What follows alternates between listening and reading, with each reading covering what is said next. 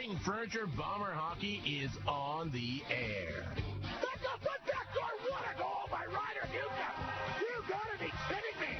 Put that one back up on the Jumbotron. The excitement and heritage of the Flin Flon Bombers is on 1029 CFAR and FlinFlonOnline.com. Back up, but get these stars! Power play goal! And Wyatt Stinton with the electric stick. Now here with the call the action. Oh, what a move by Arbery! Arbery, what did he score? Another highlight reel goal! It's highlight reel goal after highlight reel goal. The voice of your Flin Flon Bombers. Look out, we're going to have a scrap here. Look out, Loudermilk, a couple big right hands, and he takes them down. The Bomber bench loves it, and so do the fans. The man who is always hungry for hockey. Like a hungry man on a cheeseburger. Right upstairs where Grandma keeps the peanut butter. Rob Hart. You're on. And welcome to the Whitney Forum for the final time here in the SDHL regular season. The Flin Flon Bombers fresh up their 40th win against the Nipawin Hawks here on Tuesday by a score of 5-1. Get set to host the Wolves for the final time this year. What a year for the Bombers, 40-11-2-1. The Ice Wolves come to town still looking for their first victory against Flin Flon this year, 10-39-4-1. But of course the big story with them, the legendary bench boss Bob Beattie back behind the bench. You'll hear from him the second half of our SKHL Coaches Show tonight. Wolves might be young and might not have the prolific scoring that some of these other teams have, but I'll tell you what, they've had a new revigorance since Bob Beattie's at the helm. I know I was chatting with the assistant coach and some of the other staff, and it's been a real nice and needed injection in their team. Bob, just a guy that you can sit there and talk hockey with, and probably talk anything with all day and all night. To me, like I said, 2 weeks ago, Mike Slip, I think this might have looked like a different matchup. You get the first place team against the 12th place team. Let's just, get these games out of the way, move on the playoffs. But having Bob behind the bench throws a whole different perspective on it.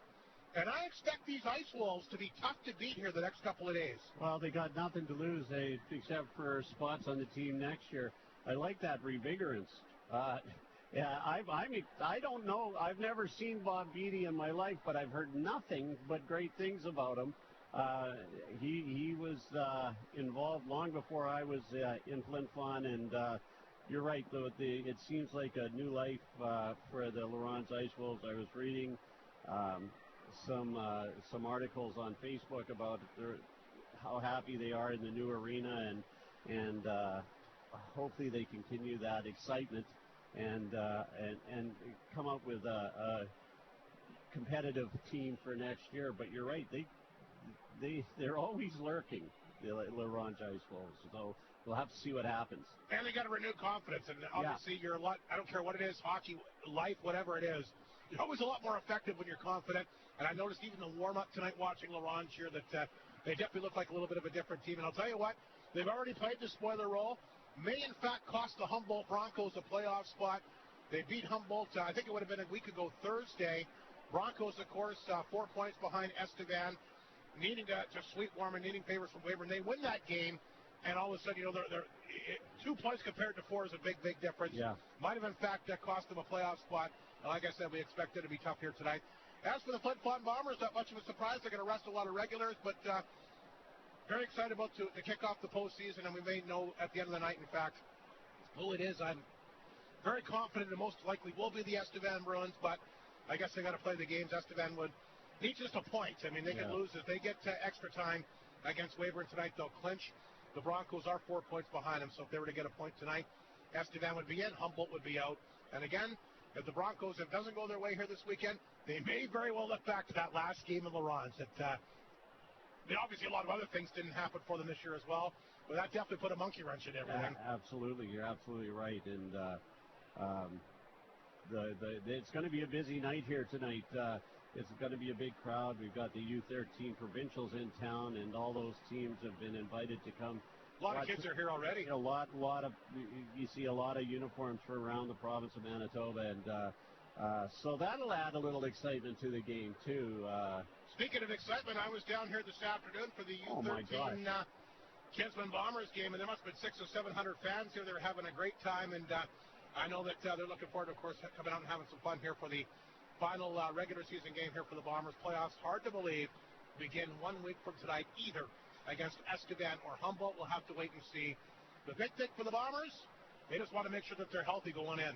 Yeah, and I think you're seeing that there's quite a few players out this evening. I think Coach Reagan, they're probably dinged up, these players, but Coach Reagan would tell you if they were in the playoffs, a lot of them could play. So I think it's wise to let them have a couple of weeks break and let them heal up and come in strong for those playoffs and whoever they play, Estevan or Humboldt. So, but, we've said it all year. This is a deep team, and a lot of guys are going to step up. There's two of APs playing tonight. I'm not sure who they are, but Larry out of Battleford, he played here against Humboldt on Tuesday. Yeah, so it's good for those young guys too. It's good for the coaches to see them. It's good for the players to show what the coaches what they're all about, and they're going to try. The one fella came out and for the rookie lap, which was kind of neat to see. He was out here all by himself. I'm just going to see if I can see his name here. Gillage is the other AP. Yeah, that's who it would have been. And, Grant Gillage out of Lethbridge. And he was out there all by himself skating around, so it's kind of neat to see. So we'll see him, and we'll see, like I said, Larry as well, who plays for the Battle for Triple Stars, for my good buddy Martin Smith, who, of course, is the head coach there. And Kyle Marston will make his Flin Flon Bomber debut tonight. Oh, I didn't know that. Wow. You keep hearing he's in, he's out, he's in, he's out while he was warming up, and you'll hear confirmation from Mike Reagan momentarily. He will be in tonight. Nice to see. I mean, he's battled injury all year. He battled injury a lot last year. Let's hope he can stay healthy, because they can always use a big man back on the blue line. Looking forward to seeing how he does tonight. And you know what we talked about? The side of the coin for Ronge. This is still something for Flin Flon here tonight, too, because it's an opportunity, if they can win tonight, to go through the entire regular season without a regulation home loss. Something on the table for Flin Flon in this game as well. Exactly. I was talking to somebody down in the stands, and that's exactly what they said.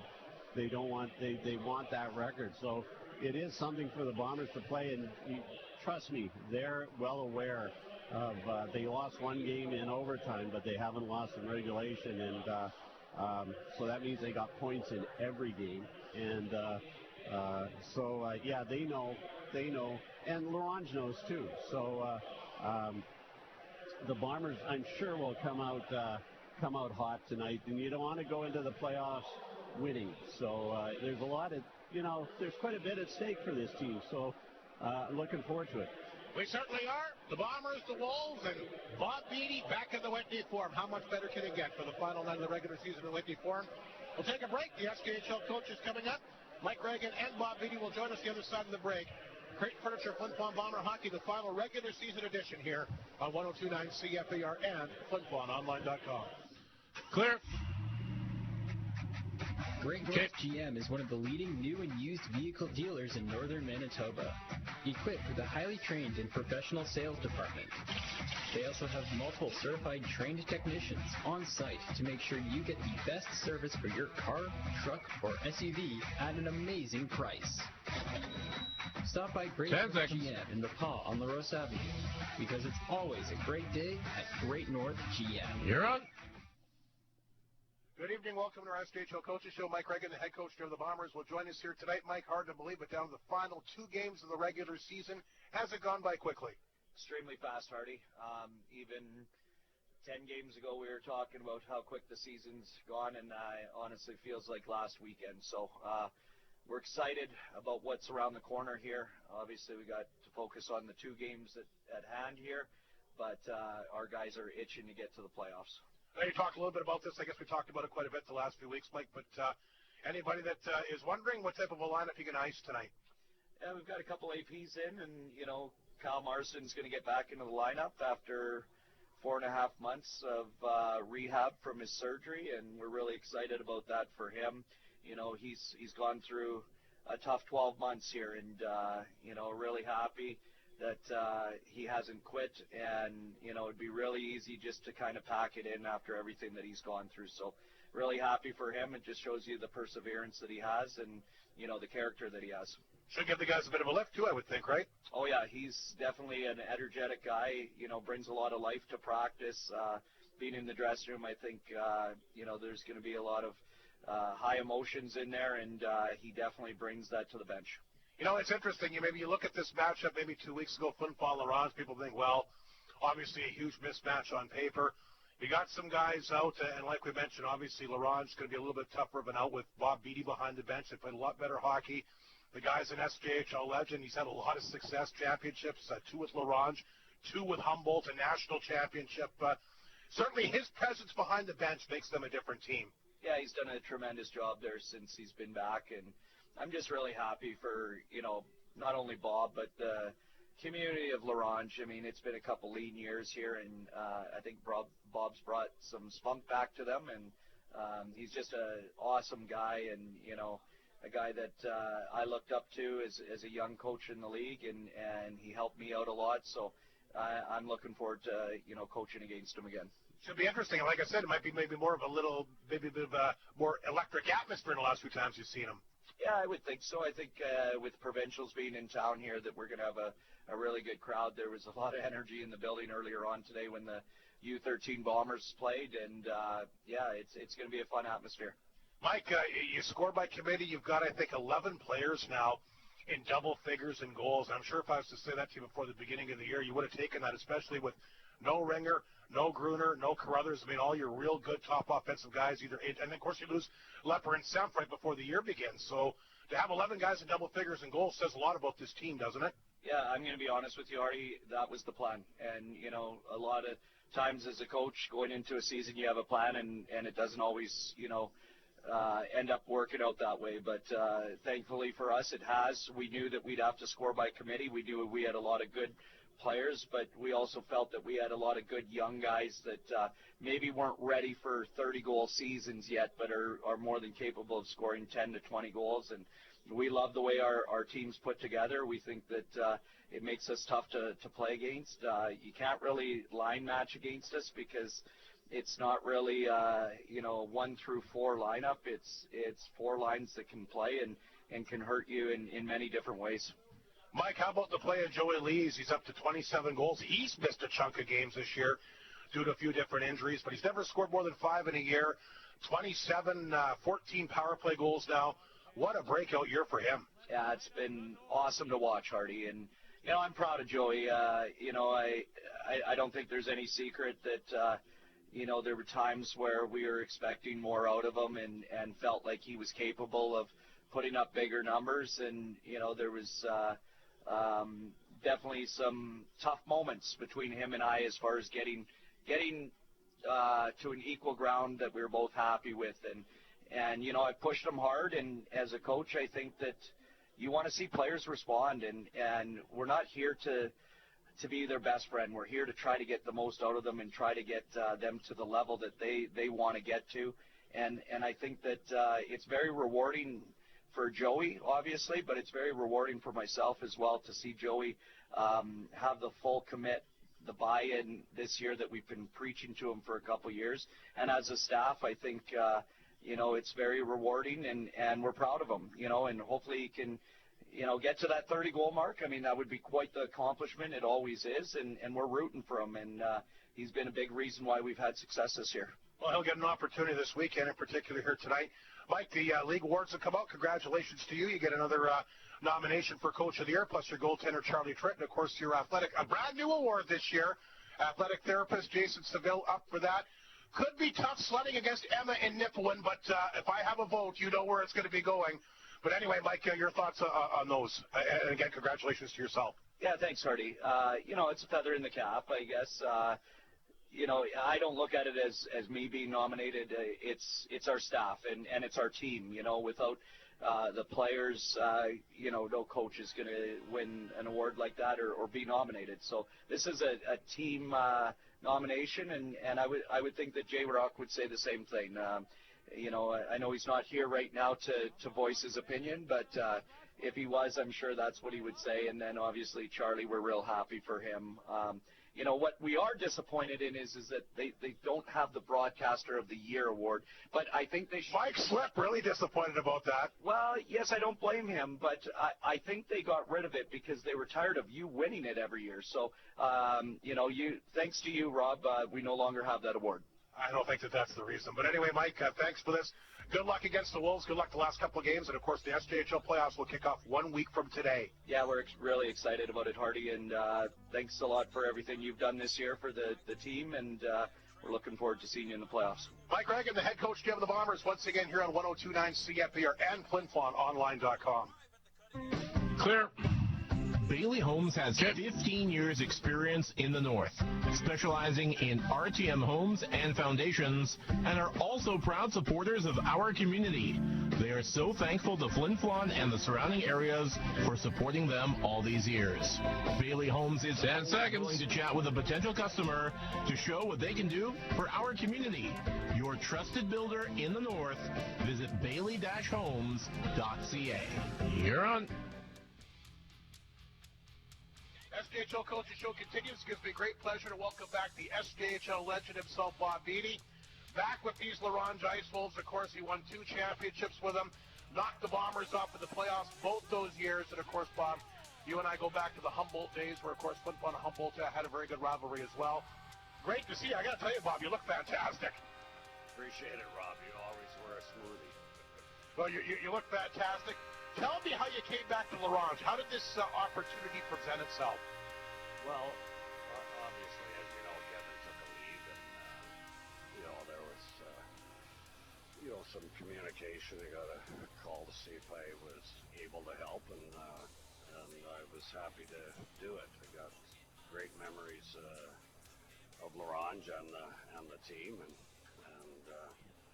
certainly it's been fun. What's it like when you got back on the bench? Did it feel like old times? Were you a little bit nervous? Like, you've been obviously out of the game for a little while. My understanding is you're back farming, and then you kind of got back into hockey.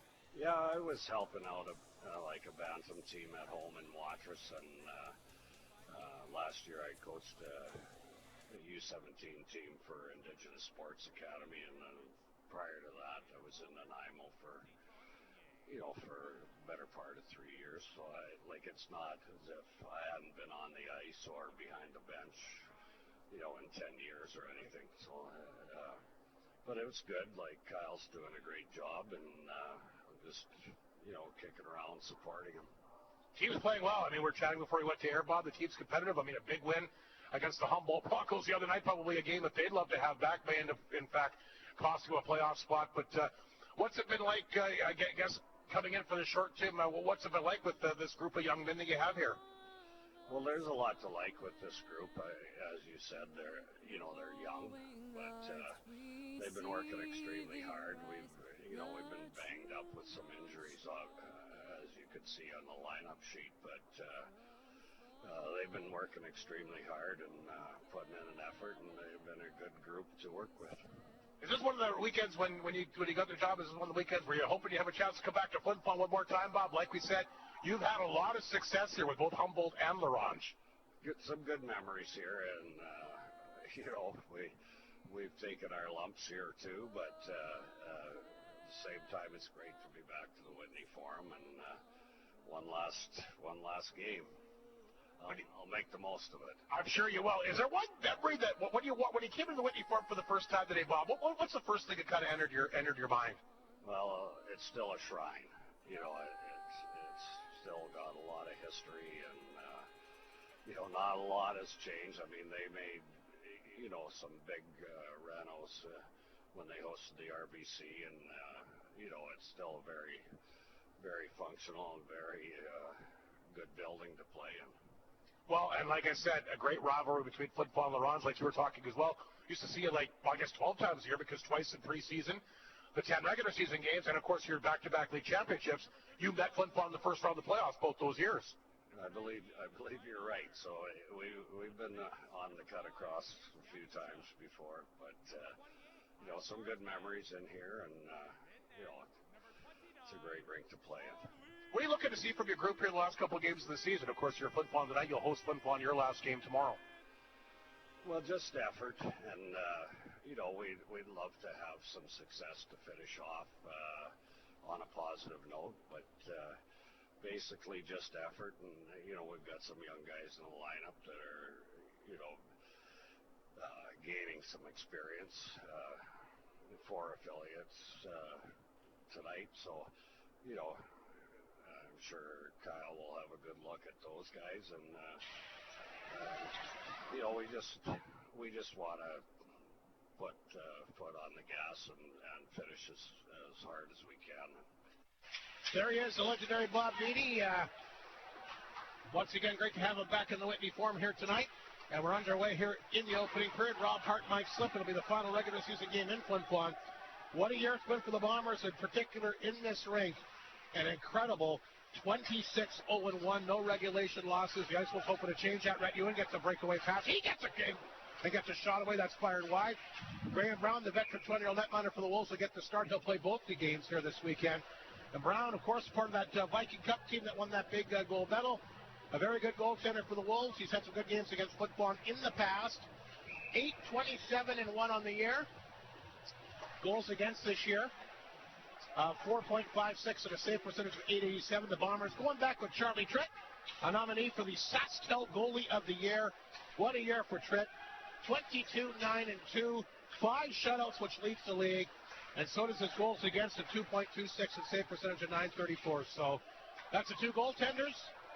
And we're underway with the puck flipped inside the Wolves zone. Christensen there to pick it up. He'll move it ahead. A bank pass. That's grabbed at center ice there by Reed Arbery.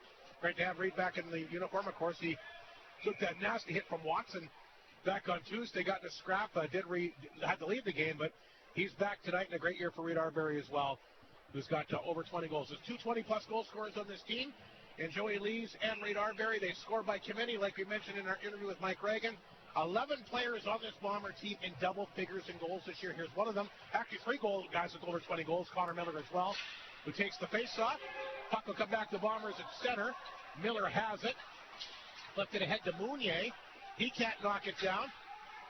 Flin Flon will get it back towards the Laurent blue line, and they'll send it inside the Flin Flon zone. Tavender is after it, but there's the Bombers' Holmes wearing a full shield after that nasty high stick that he took on Tuesday. Try to get ahead to Breho. Breho will get a hold of it. Breho a chance. Leaves it out front. Miller walking in. Can he jam it in? No, he can't. The puck underneath Brown. Flin Flon still trying to get it. The puck is loose, and finally Brown will cradle it with his pads. A good chance for Flin Flon right off the hop here, Mike Slip. Yeah, they good effort and good push by the Bombers here tonight. I was watching Mr. Beattie on the bench before the game. He had his arm around a bunch of players. I could tell that he enjoys being back there and the players, and he was giving them some encouraging words. It was nice to see. Gardepy set to take the draw here against one of the Bomber call-ups. It's Noah Larry once again for the Battlefield Stars. Played against the Hawks on Tuesday, back in uniform again here tonight. Larry's got the puck, throws it up front. There's a nice pass. L'Esperance, though, partially blocked that time by DeRozan. He takes a nasty hit back to the Bomber net. Wolves have some call-ups tonight as well, like Bob mentioned, including Brothwick, who plays out of PA. He's out there right now. Yakimchuk will hold it in. Trying to get some room is L'Esperance. Puck will go back of the Ice Wolf net. Picked up this time by Gardepy. What a future he's got. Can't clear it out, though. Yakimchuk holds it in. Found out the first time, throws it back of the net. Larry trying to get in position. Larry Van Roy. Here's a chance. He tried to jam it in. Good save by Brown there. Larry almost gets his first ever SJHL goal. Wouldn't that have been something? Yakimchuk will hold the point. Rips that one wide of the Ice Wolf net. Flin Flon has the Wolves hemmed inside their own zone. Puck will go back in the Laurent goal. That's picked up that time by the big D-man of the Wolves, Berezniak. Again, Laurent can't clear. Held in, shot right on, and Brown's got it again. How about the shift of young Larry? Yeah, and both of them, I thought, had a nice shift there. Both the APs, I got to get to know their names, but they battled hard. They took hits, they gave hits, and nearly scored. Lee's all set for the face-off here against the Ice Wolves Smith. Like we mentioned, Lee's, what a year, 27 goals, 14 on the power play. Breakout year for the 4-year local player. Miscue will fire that one back in. Brown stopped that. Puck lifted ahead. Here's Tail Feathers. He's been red hot for the Wolves down the stretcher. One of the reasons why they've been able to, obviously we talked about the presence of Bob Beattie, but they've been able to get some good contributions from tail feathers as well. Here's the stretch pass. Almer trying to get in behind the knee here. Racing back to knock that one in the corner was the Ice Wolf D-man, Christensen, who made a good play. Flin Flon will hold it in. Pashon back out front. One-timer. Brown robbing Lees. And that close to getting goal number 28. A great save from Brown. He's been good early. That was a great save and a great play by the Bombers. Lees with the catching that slap pass and nearly putting it in, but the big pad came down from Graham Brown. Shots are 5-0 Flin Flon. We haven't played 4 minutes yet. 16-10 to go, opening third. Lalemire in there. Taking the face-off here against Smith. Tail Feathers has it for the Wolves, and he can actually skate very well for a big guy. He's very good. Bombers have it at center. That's Rhett Ewan. Gets it back to Lalemire. Tail Feathers knocked it away from him. They're really excited about the potential of him coming in for next year. Lalemire will throw it back to Mounier at center. Holmes has to backtrack. Again, wearing that full face shield here tonight. Holmes will take a look. Let it come back to Lalemire. Hit a stick. It'll roll back in the Ice Wolf zone. Brown going to come out himself and play it. Around the boards. Flin Flon can hold it in. Puck flipped back to Bombers side of center. Mounier waits for it. Leaves it there for Holmes. Here's the pass to Big Rhett Ewan. Ewan across the line, trying to throw that back up front to Lalemire. Picked up and fired on target that time. By the Bombers, Arbery. And look who climbed over the boards there, Rob. Kyle Marsden. Here's Arbery. Bringing the puck in deep. Arbery back of the goal. Arbery has it. Left point for Yakimchuk. Shot. Picked up by Arbery again. Arbery rolling here in the early going. Arbery hangs on, and he just ripped that one wide. I'm not sure Brown even saw it. Arbery gets to it again. Out front, there's a chance, and Breho fires that up the side of the net. A chance again for Arbery. Blockered away that time by Brown. Here's Yakimchuk at the blue line, deflected off target by Breho. And there's big Kyle Marsden back of the net. Marsden trying to whack it in. He gets an opportunity right off the hop. Again, the Wolves having a tough time getting the puck out. Held in by Arbery. Good start for the Bombers. Pass out front. Miller can't get it to go. Gardapi has it. And the Wolves will finally get it ahead here to Merchant. Merchant knocked to the ice. Puck picked up here by Miller. Moves it back to Breho. And now we got Porosny and Pashon banging into each other back of the play. You can hear the fans react to that. Pashon up the middle. Puck poked away from him. Merchant's pass. Here comes Ingles, the former Humboldt Bronco. Ingles gets in, gets a shot away, gets hauled down. Puck skips the blue line. Flin Flon will jump on it. 3 on it at center ice. Here's the quick pass to Larry. Larry's chance. Brown to save. Larry after it again. 3 shots on goal for Larry here in the early going. Wolves will clear it off the boards. Back down in Flin Flon territory. Pashon in pursuit. Ingles, who's got the only Ice Wolf shot, will chase him.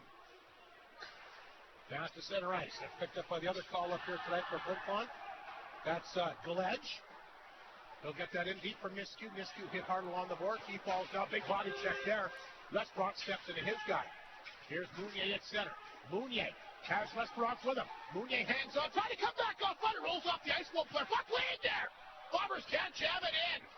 Picked up instead by Smith. Can't clear it out. And I guess the play is blown down. I never heard a whistle there, did you? But the players must have. They all stopped. Yeah, I did. It knocked down with a high stick. Well, I want to start for Flin Flon here tonight. Give Connor Brown credit. He's really shut the door. Some big hits in behind the play. As you can see, the shots are 8-1 Flin Flon with a face-off. I think 4 of them were Leary. He's got 3 for sure. Face-off going to come up to Laurent's blue line. And again, their number 1 centerman, Smith, will take the draw here against Lees. They'll line up outside Laurent's blue line. Morozov, Lees, and Ulmer, the forward group for Flin Flon. Back end, you got Mounier and Holmes. Again, a lot of good players for Flin Flon not in uniform in this game. Some hurt, some just resting up for the postseason, which will officially kick off 1 week from tonight. Puck will come out the Flin Flon zone. Holmes will race down the ice to get it. Cook on top of him. They've been happy with Cook's play of late as well. Morozov can't grab that. Icing against Flin Flon. All 12 teams in the SJHL in action tonight, Mike, and I think we all know the game that the Flin Flon fans are most interested in. Absolutely, yeah. Miskew looks like he's cut up high, so he's heading to the locker room here for reinforcements. We'll keep our eyes on all these games here tonight, in particular the Estevan-Weyburn game. And again, Weyburn's got a lot to play for, too, because they can still move up in the standings as well. We talk about the parity in the SJHL. I don't remember a year being as tight as this one. And I firmly believe there's a big hit from Tail Feathers. He's going to get a penalty for it. I firmly believe out of the 8 teams, Mike, all of them have a chance to do some damage. Absolutely. I was talking to my wife about it at supper tonight that any one of these teams can win on any given night. So it's going to be fun to see the. But you called it, Hardy. I just agreed with you that it was going to come down to the last weekend of the season to see who was going to be in and who was going to be out, and it's come true for the Estevan Bruins It and the certainly Humboldt has. Broncos. And a number of other teams as well. Moving around, yeah, exactly.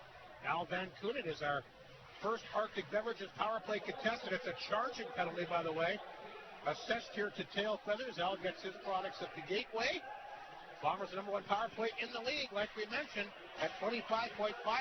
The iceful penalty kill ranked dead last at 20.5%. 70.5%. Well, they get a good start. They'll get the puck down the ice. Flin Flon will have to take off from there. Here's Vachon. Swings the pass up the right side. Arbery will drop it back. Flin Flon trying to hold it in. Knocked away. Good play that time by the Wolves. And cleared by Berezniak. It's back in Flin Flon territory. Triple serve it up. Back of that for Vachon. A minute 18 to go in the power play. 12 minutes remaining in the opening period. Still no score. Here comes Miller. Miller across the Laurent line. He'll bring the puck in deep. Leaves it there for Vachon. Blue line for Arbery. In the corner for Morozov. Morozov looking for someone to give it to. They'll come back to Vachon at the line. Vachon, top of the right circle. Lees cruises back to the line. Here's Arbery. In the corner, Morozov. Blue line, Lees. Over to Arbery, a chance. A good glove save made again by Brown. Vachon will keep it in. In the corner for Lees. Boy, Brown's been the story here tonight, is he not? 8-1 the shots. Here's Vachon. Holds it in. Arbery again, back to Vachon. There's Lees, the one-timer. Didn't get much on him, and he fired it wide. Puck picked up this time by the Wolves to Zen, and he'll set it the length of the ice. 30 seconds remaining in the Flin Flon power play. 11-12 to go in this scoreless opening period. Laurent doing a really good job spreading out there. The Flin Flon has not been able to penetrate that. Here comes Martin up the right side. Carries the puck in deep. Back of the goal, Lalamier is there. Tried to come back out front. Grabbed by Big Rhett Ewan. Here's Lalamier. Nice pass, but Martin wasn't sure where it was. Ulmer has it. Dropped it back to Jakubchuk. Back up front to Martin. Got a little bit of room here, but the Wolves Cavender closed in on him. Here's Rhett Ewan as the power play expires. Shot got blocked. Tail Feathers out of the box. The Laurent, a good start for them. They killed that potent Bomber power play. They did. The Bombers moved it around nicely. Graham Brown had to make a couple of nice saves, but yeah, they were able to keep them, for the most part, to the outside. The Ice Wolves were able to keep the Bombers to the outside, and they did a nice job of moving around, but like you said, Rob, had a hard time penetrating. Larry against Smith, face off deep of the Wolves' zone. Flin Flon wins another draw. Here's Jakubchuk right off the draw. Again, they redirect that one wide. That's picked up here by Galedge, but Cook takes it from him. Back to Tail Feathers. He goes back to work, and Wolves are offside. They'll blow that down midway point of the period already. Holy cow, 10:26. It's been a quick one tonight. And a great crowd here at the Whitney Forum. A huge crowd. It's almost playoff capacity, and a lot of that. There's more here than there was at the pregame. There is, and a lot of that's due to the U13 teams that are in town, but that's great. They get to see some great Junior A hockey in the historic Whitney Forum. I also think with it being the last regular season game, too, fans using up those tickets as well. Like, it's jammed here. Every section is looks like it's pretty much at its good capacity. Flin Flon has the puck at center. We're still scoreless. That one fired in by Galetz. Racing after it. Moody, can he get a stick on it? No, he can't. Beaten in the play that time by the Wolves. Fanning on it was Smith. He'll get it back.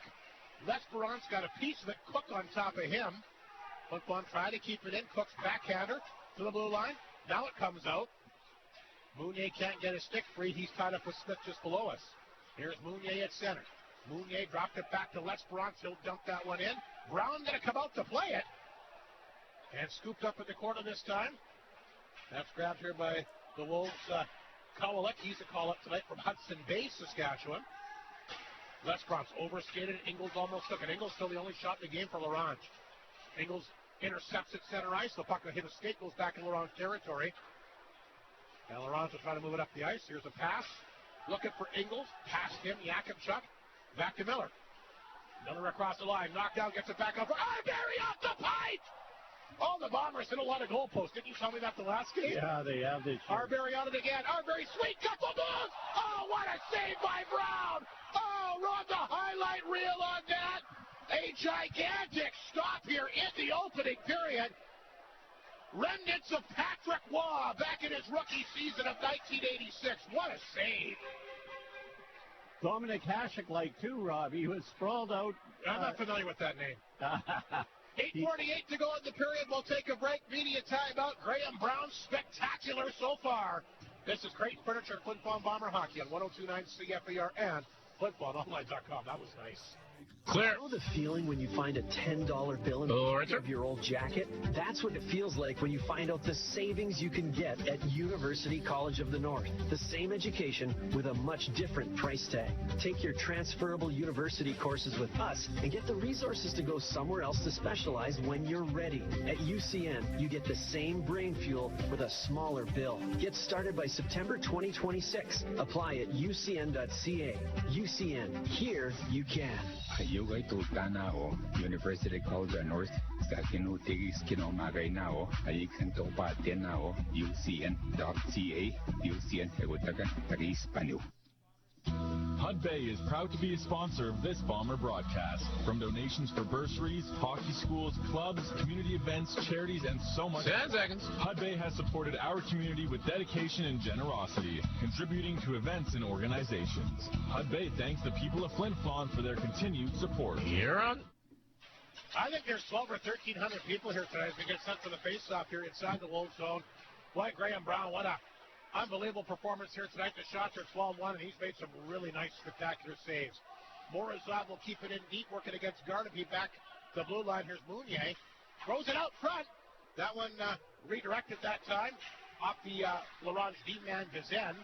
Here's a chance now. Cutting up front, Morozov. I'm not sure who that hit. That missed the target. Flin Flon getting a lot of good looks, though. They've been, most of the plays been in this Laurent zone to start the game. Brosny gets it free. Laurent's Merchant will jump on it at center. And they'll send it back in Flin Flon territory. Mounier back in the goal. There's big Kyle Marsden.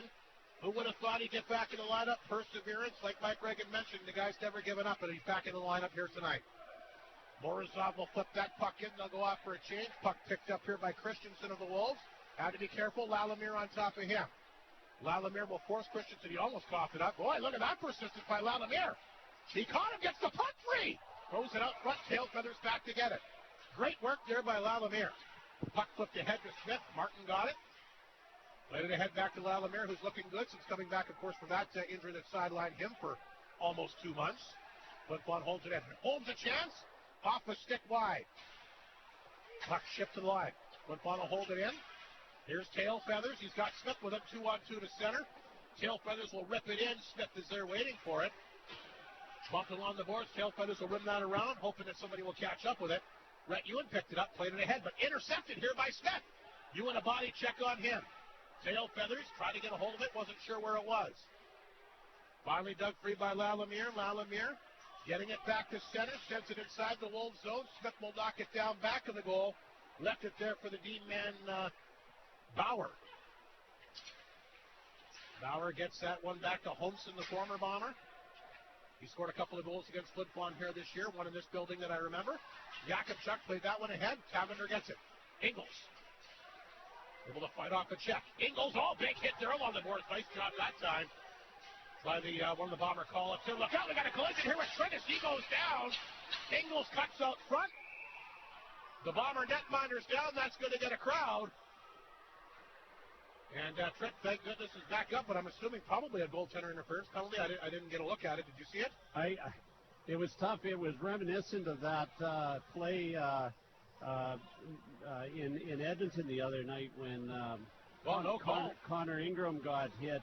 Innocent enough? I think he was pushed into him, and I think that should have been the call on that McKinnon-Ingram play, too. Well, they overturned that for the suspension, actually, with McKinnon. Yeah, he shouldn't have. He was shocked when he left the ice, and I mean, he's an honest player. Let's call it like it is. It's not like it's modus operandi. Turchuk, that one got blocked. Flin Flon will get it out, looking for a 2-on-1 here, but back to break up the play here is Kowalik. Gets it back to center. Flin Flon will get it ahead. Picked up here by Larry. Boy, he's been impressive here. Larry fights off a check and gets a chance again, and Brown stones him. We got a bomber down in the crease here, and that's the Gillich. These two young guys, they're making the most of their opportunities tonight here, are they not? Flying, you know who it reminds me of is Breho and Ulmer when they were called up. They played great, and these two are reminiscent of that. 6:15 to go, opening period. The shots are 13-1 Flin Flon, but it remains scoreless. Graham Brown, a goaltending performance of the age, and let's face it, for Graham, it's a big night. His final game ever at the Whitney Forum. Natural rivals, and you know what? I think it's safe to say he was up to play tonight. Yeah, it sure looks like it. Good for him. Lees to take the face-off against Gardapi to the left of the netminder, Brown. Flin Flon wins the draw. Morozov to the blue line. Gardapi blocked that. Gardapi around the boards. That's picked up here by Porosny. Center ice, chance for a 2-on-1. Here's a nice drop pass to Zen. Back out front that time, the Merchant. It's a little bit off the tip of his stick. Not a lot of work for Charlie Trent here in this opening period. It'll be interesting to see when the Wolves get some shots, how ready he is. Here's Mounier. Flipped it back in. That got blocked. Merchant gets it back again. Looking for Porosny a little bit behind him. Lee's got it. Poked it ahead. Ulmer to the front of the net. He ripped that one wide again. Wolves back on the attack. Merchant still out there. Can't knock it down. Yakimchuk takes it from him. Here's the quick pass to Lees. Lees back across the line. Dropped it back. Morozov has it. Out front. Lees got a stick on it, but redirected it wide. Picked up here by Yakimchuk. Off the side of the ice, Wolf net. Christensen. Thought he was going to try and hold it up there, but he will knock it away. Gardapi to Dezen, back of the net. Just gets rid of it. Christensen will lift that one ahead back in Flin Flon territory. Should be an ice.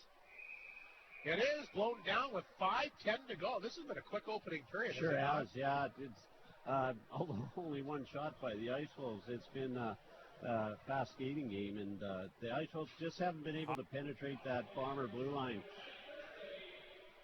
But their goaltender is keeping them in it.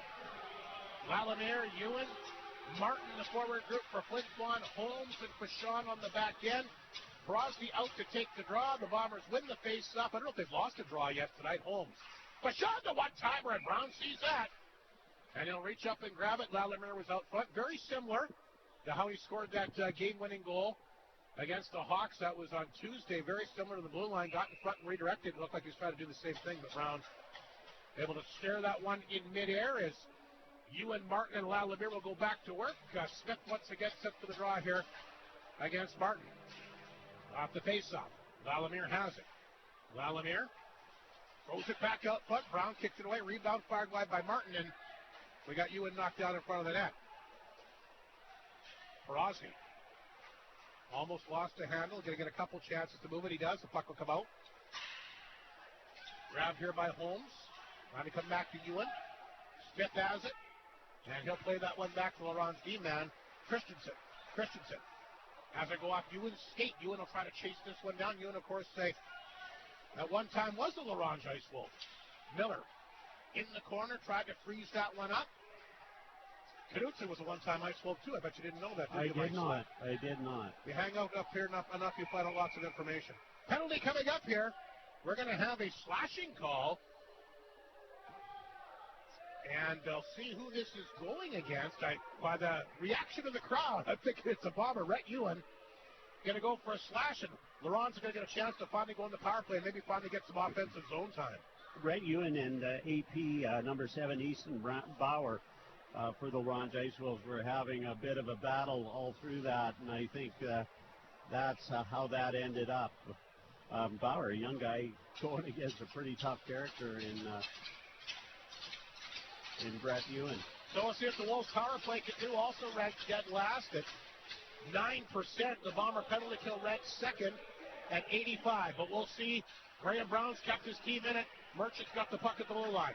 Leaves it there. Here's a chance. Watching in and fired wide that time. Good opportunity. Courtesy of Bresniak. Wolves can't hold it in. It goes off of Merchant's stick. He goes back to get it his side of center. Merchant has it. He'll drop it back.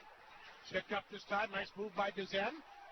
Wolves get the puck across the line. Dezen has it. Flipped out through traffic for Gardapi. Puck will go in deep. Ingles couldn't pick it up. Flin Flon has it, and now hammer it off the boards back down the ice. A minute 20 remaining in the Ice Wolf power play. So it's a Jim's Custom Doors and Windows penalty kill, our first of the game. Wolves on the PP inside their own zone. This is Berezniak, the drop pass to Merchant. Merchant to center. Ripped it back inside the Flin Flon zone. Holmes can't knock it down. There's tail feathers, but that's intercepted and sent back in Laurent's territory. Brown away for shots for 61 Flin Flon, but yet we haven't had a goal in this game. We'll see what the Wolves can do here on the power play. They have the puck at center. Christensen dropped that back. Crosby not expecting it. He'll race back to get it ahead to Cook over top of his stick, but picked up again by Christensen, the D-man at center. Gets it in deep. Knocked away. Flint Flon jack clear. Oh, Tailfeathers throws it out front. Nobody there.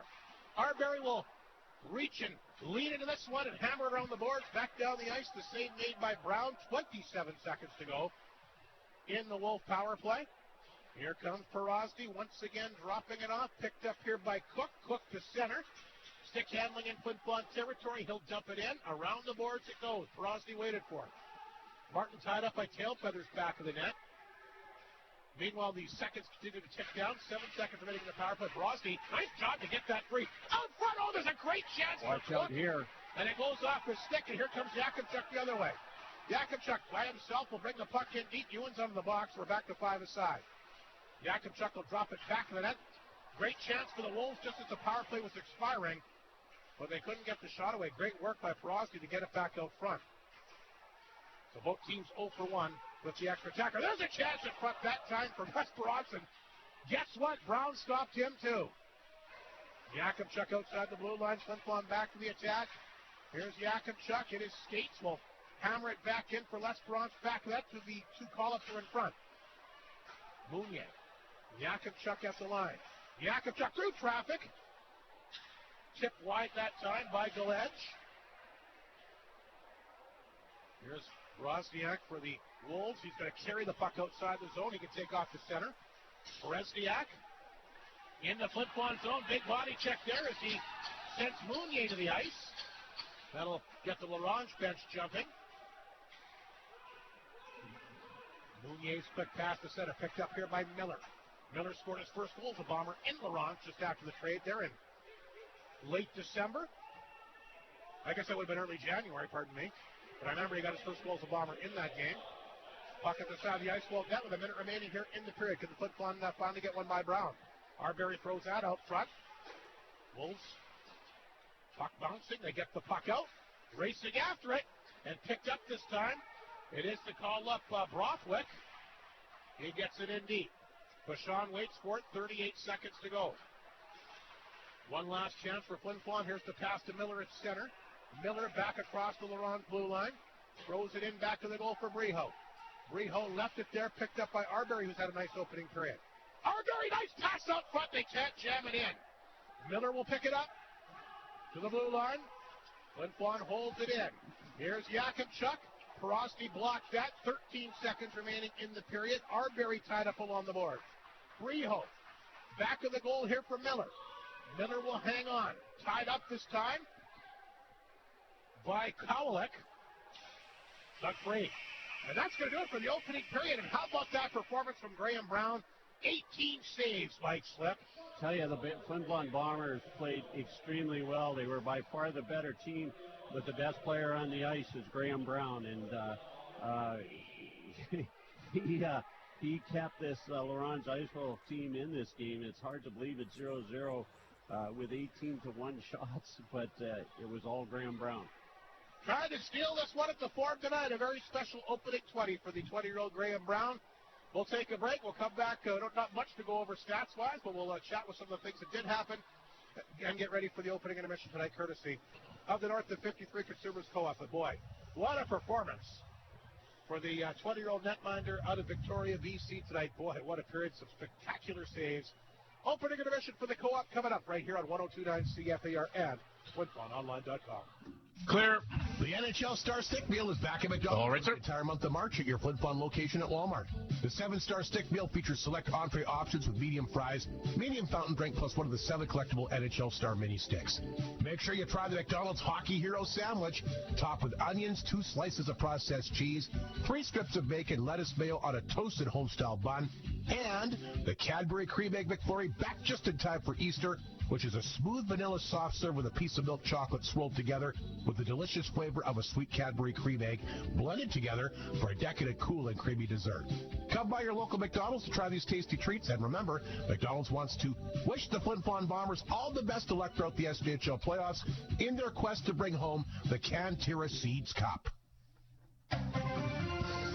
Grab your green hat and head to the North of 53 Co-op because they're bringing you savings from 10, 20, 30, and even 40 years ago. You can save money on pork loin, seedless grapes, fresh bread, and so many more rad items. Relive the days when big hair and spandex were all the rage with a throwback sale that'll totally blow your mind. Only at the North of 53 Co-op. You're at home there.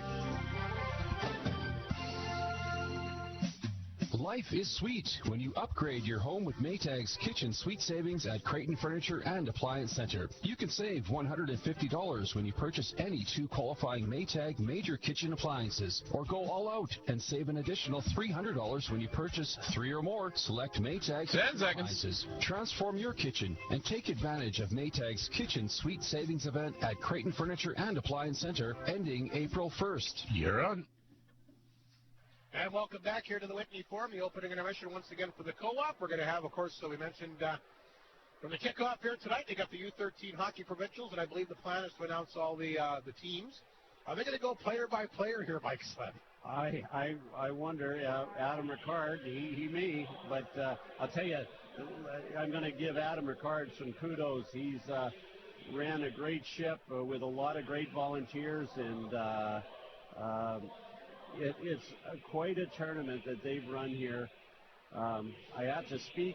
You would have loved it, Hardy. I was on the mic welcoming people along with Karen from Denair and Dan Halati from Creighton, and I said, you players get to play, and maybe the most famous rink in all of Canada, and it would be now with the Montreal former Maple Leaf Gardens no longer around. And I said, people say if walls could speak or could talk, I said these walls can talk.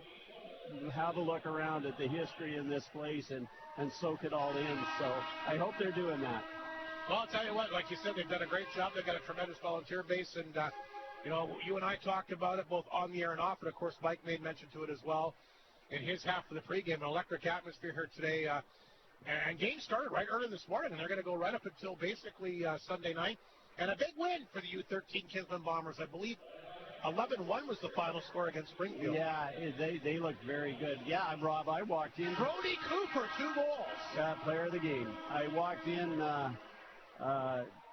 for that game this afternoon, and I was just blown away by the noise when I opened the front door of the Whitney Forum in here. It was electric in here, and that's fantastic to see for these great young players with their coaches and their families here, and enjoying what Flin Flon has to offer, and also getting to play hockey. So again, Flin Flon Minor Hockey, hold your heads high. A job well done. We look forward to, of course, the action. That will continue tomorrow and Sunday. First period scoring summary for Northland Ford there, Mike. No goals to talk about, but obviously the play of Graham Brown, I mean, he was spectacular. The shots are 18-1. I'm sure if I was to say to you or anybody else that the Bombers would get 18 shots in the opening period, you probably think they'd get 4 or 5 goals. Yeah, I've been thinking, and we say it a lot, but that first period may be the best goaltending period I've seen all year. That one save was just absolutely beautiful. Yeah, it's awesome to see. I wonder if Graham Brown has plans for next year. I sure hope so, because he's a darn good goalie. Well, you know what? I know that the big thing was obviously to get those Division I scholarships, but and Kevin Kaminsky, he'll tell you the same thing. Playing college hockey in Canada is just as good as it is in the States. And a lot of these guys are going to have careers playing good college hockey in this country. There's some great college hockey in the States. I listened to something now that WHL major junior players can play, the average age of NCAA Div 1 hockey has gone up to 25 years. And that's because the guys can go play and then have a great 5-year career. And they get paid now in NCAA. What do you think of that? I don't like it. Neither do I. And what I really don't like is the transfer portal where they can move around. It's terrible in football, but it's not very good in hockey either. So I think, I said when this whole thing with the BCHL and the WHL, the major junior being able to go, that there's still the same amount of play of teams. It'll just switch, where our junior A players will play U Sports in Canada. And that's good hockey. Which is fine, yeah. We got some time here, Mike. So I'm going to throw something by, and I'm really interested to get your response on this, especially after the Olympics, because I know, obviously, it's exciting to have all the NHL players going and competing for the different nations or having professionals. I, for one, wish they would have left the Olympics as amateurs. What's your take on that? Tell me. Yeah, you see my point. Yeah, I do, and I agree with you. The only issue is that what's going to happen is what used to happen, is that the Russians, the Czechoslovakians still had professional players. Well, I know, but everybody should now be able to play. You've got to be an amateur to play. Yeah, that's what they said in the old days. Another thing, too, that I thought of, and this is just, and I think other people talked about it as well, and maybe another thing you could do as well, you let the juniors compete for the medals at the Olympics. Yeah, that might be a great plan. But yeah, it'd be interesting to see. The pros have the Four Nations Cups and things like that. World Cup of Hockey, which is coming up again. Yes, which is exciting and great. We love it. But you might be right that maybe it's time to get the amateurs, the amateurs out there and listen, they want to play for their country as much as the pros. Well, and then you get your national program back. But again, I'm thinking about, going back to that game when the Americans beat the Canadians for the gold medal.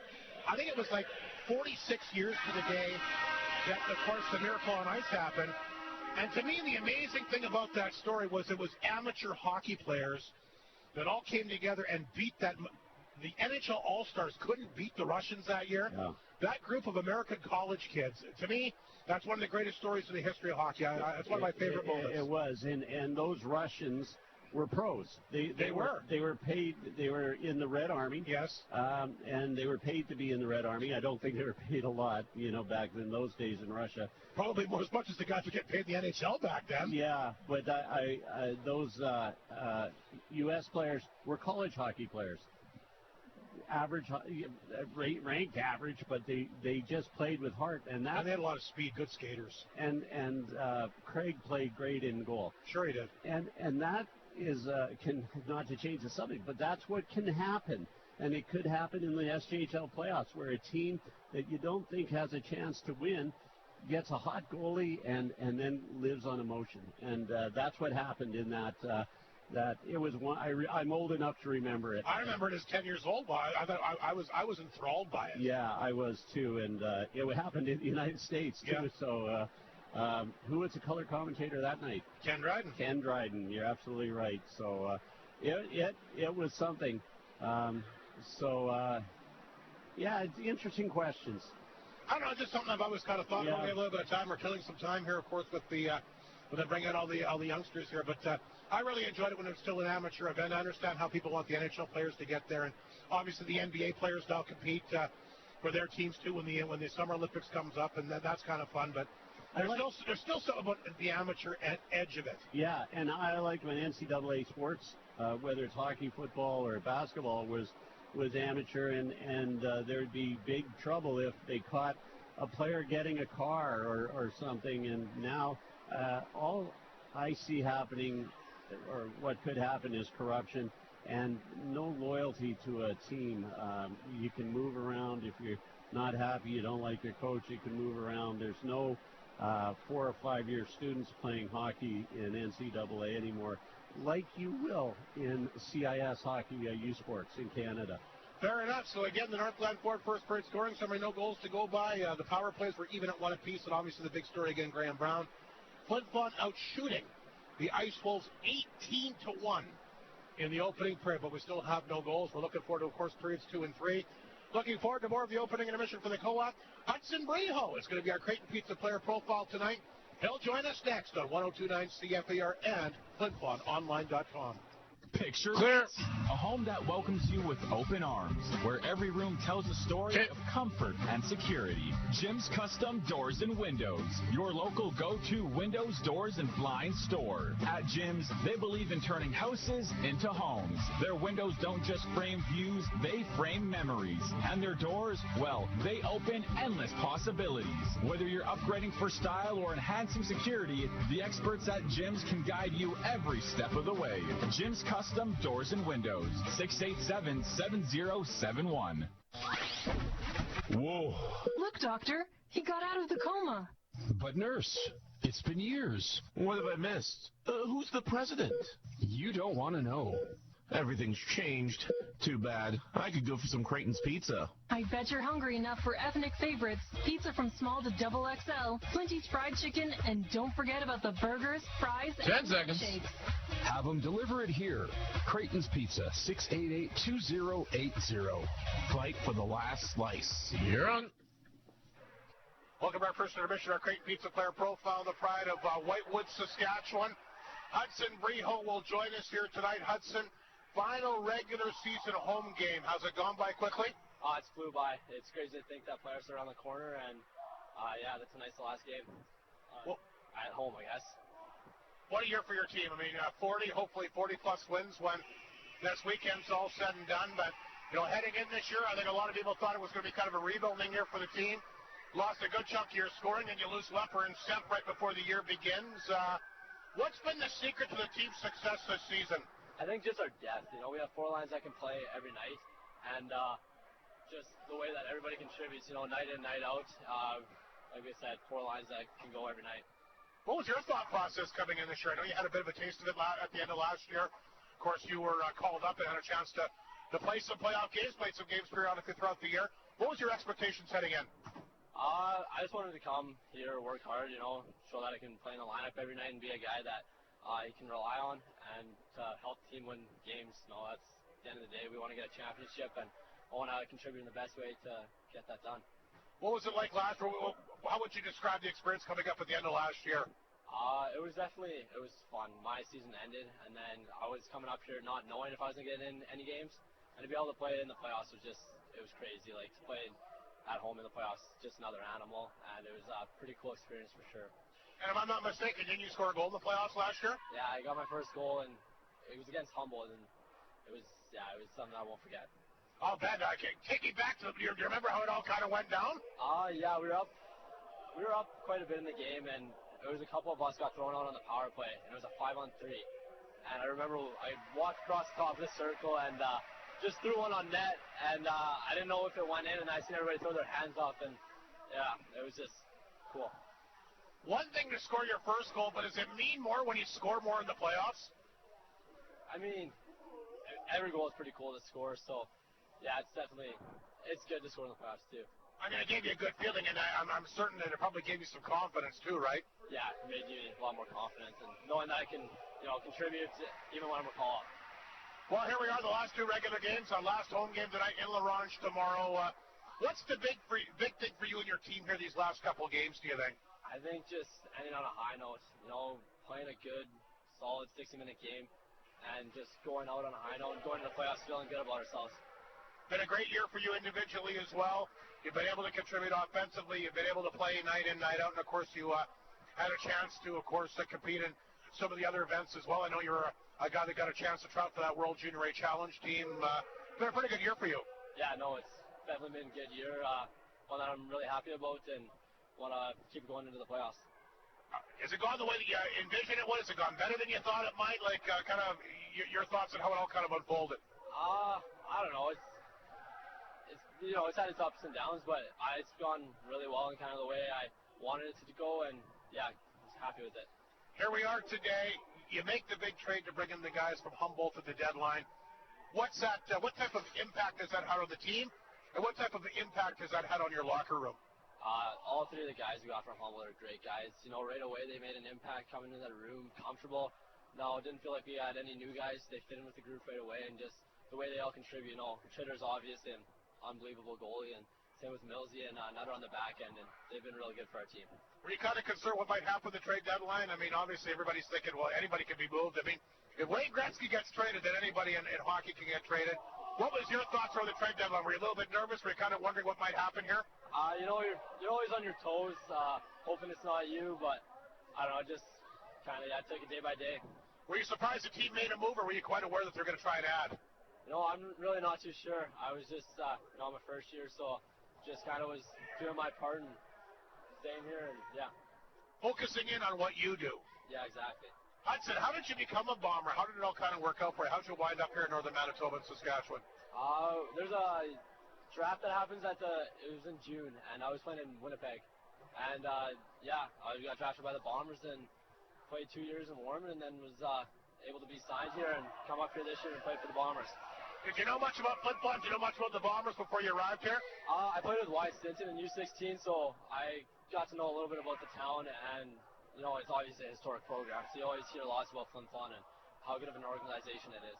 And I guess you're following along when the draft is going on, too, right? Yeah, no, I was in the car. I was on the way back home, actually. It was my mom in the car when I seen I got drafted. Surprise, shock? What was your reaction when you got drafted by the Bombers? I was like, so happy. I know I got a text from, I think it was John Clausen, and it was a pretty cool moment to be drafted by the Bombers. Did you know that you were on their radar screen at all? Yeah, you go to, spring camp, and I talked to them a little bit throughout the year. So it's definitely a team that I thought I was going to go to, and couldn't have been happier to go to them. There we have it. I think you kind of touched on it, but I'll ask you anyway. What's been the biggest moment for you so far in a Bombers sweater?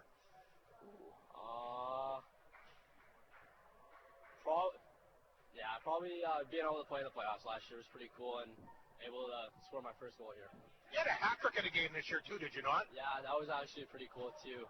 That was that Yorkton game, right? I had 25 family members there, so maybe that's up there, too. Definitely being able to get my first hat-trick in front of all my family and friends. You know, that's kind of ironic, Hudson, because that was kind of the game that turned the whole season around for your team. Yeah, we just came off our losing skid, and that was the game that turned everything around for us and kind of the turning point in our season. Quickly, favorite team, favorite player growing up? Favorite teams, definitely the Edmonton Oilers, and favorite player, Connor McDavid. These one. Do you have a second favorite? Draisaitl or somebody else? Maybe like McKinnon or something like that. Celebrini is pretty cool to watch, too. Some good players for sure. Hudson, thanks for us. Good luck against the Ice Wolves here in the final weekend of the season, and good luck for the playoffs. Set to kick off 1 week from today. Yeah, thanks, Hardy. Hudson Riho, our Creighton Pizza player profile here on 102.9 CFAR and FlinFlonOnline.com. Clear. Gatorade's unflavored water is your new go-to. Two, this one and one more. Infused with electrolytes for great taste. When you pick this up, all you have to do is flip the sports cap and drink the clear, refreshing water with no sweet taste. It's formulated for all active people to hydrate throughout their entire day. Arctic beverages in Gatorade. Ideal for all-day hydration for all active people. Your lifestyle may change each day, but what you have inside you doesn't. With Gatorade water. Northland Ford proudly supports the Flin Flon Bombers throughout the SJHL season. We know that the Bombers will play tough like the Ford F-150, the toughest truck on the market for over 40 years. Northland Ford helping the community cheer on the Bombers as they work to bring a championship to the best fans in the league, and they provide you with the best selection on their lot. In the North, for the North, Northland Ford, the dealership you tell your friends about. Do you know someone celebrating a special occasion? Celebration! The entire party's a VIP area. Because we want to celebrate with you, whether it's a birthday. And then there was a bouncy castle. Did you know they made those cartoons? Wedding anniversary. You two have been together all these years. Retirement. I was like, oh no, I'm retired. 1029 CFAR wants to make their day extra special. Just give us a call at 687-8300 or go to FlinFlonOnline.com and click on Special Occasions Birthday Book under the Your Radio tab. And we'll be more than happy to shout them out on their special day. That's what it said in the book! Plus, give them a chance to win a bouquet of flowers at the end of the month. The Birthday Book, brought to you by Northern Rainbows and Gifts and Flowers. Happy birthday to you! 10 seconds. Every weekday morning around 8:20, here on 1029 CFAR, Your Radio. You're on. And we're back here at the Whitney Forum. The opening intermission once again continues here for the North of 53 Co-op. Let's take a look at the McDonald's out-of-town scoreboard tonight. Yorkton a 1-0 lead on Melville. That's midway through the opening period. Nipawin's jumped out to a 2-0 lead on Melfort. Melfort Mustangs have not scored a goal in Nipawin this year. Wow. That's incredible. Hawks were kind of hoping they'd meet them. Everybody's scared to play Melfort except for Nipawin. That's the matchup that they wanted. Yeah. They've had their way with them for sure. They've beaten them, I think, 6 or 7 games. That's crazy. And like I said, Melfort has not scored a goal at the cage at Nipawin this year. Huh. They don't have one tonight so far. 2-0 Hawks midway through the opening period. Humboldt, they need to run the table. A 1-0 lead on Warman. Estevan, a 1-0 lead on Weyburn as well. And Kindersley Battleford, that one won't start for another 12 minutes or so. Clippers officially eliminated for the playoffs last night, but the Battleford Stars battling it out with Yorkton for second overall and trying to avoid the 6th place Melfort Mustangs. Yeah, those jockeying for position right now is important, in this last weekend of the season. So it's not only getting in the playoffs, it's positioning yourself where you think you're comfortable. And any player, any coach will say it doesn't matter who they meet, but I don't know if that's really true. No, I think everybody has kind of their, like I said, some teams play teams better than others. Manitoba Junior Hockey League tonight, the second period, the Blues in Swan Valley, even at 3. Winkler, a 1-0 lead on Selkirk after 1. Niverville, they lead Portage 2-0 after 1, and Wayway a 2-1 lead on Neepawa also after 1. Quiet night in the NHL, just the 2 games. LA a 3-2 lead on the Islanders in the third. The Oilers, St. Louis, no score in the second.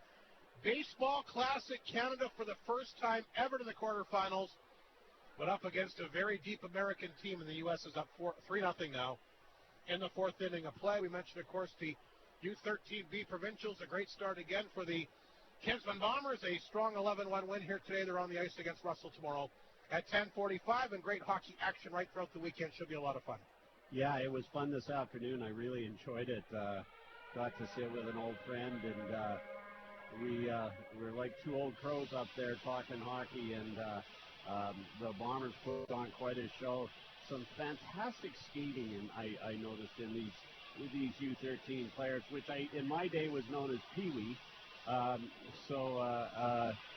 Just really entertaining. So do yourself a favor and come out and watch. There's lots going on, and the volunteers have done a great job. They got the Jumbotron going with different camera angles, and the music's playing, and it's quite an event here in Flin Flon this weekend.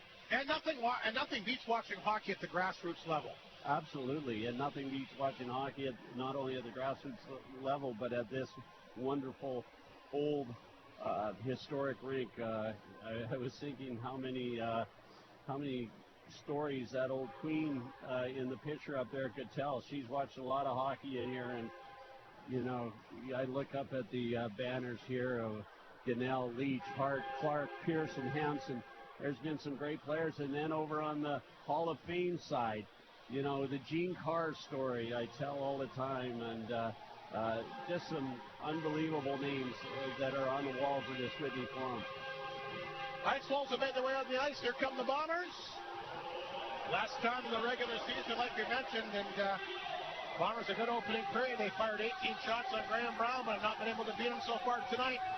The Wolves just a 1 shot. And like I said, Mike, it's going to be interesting.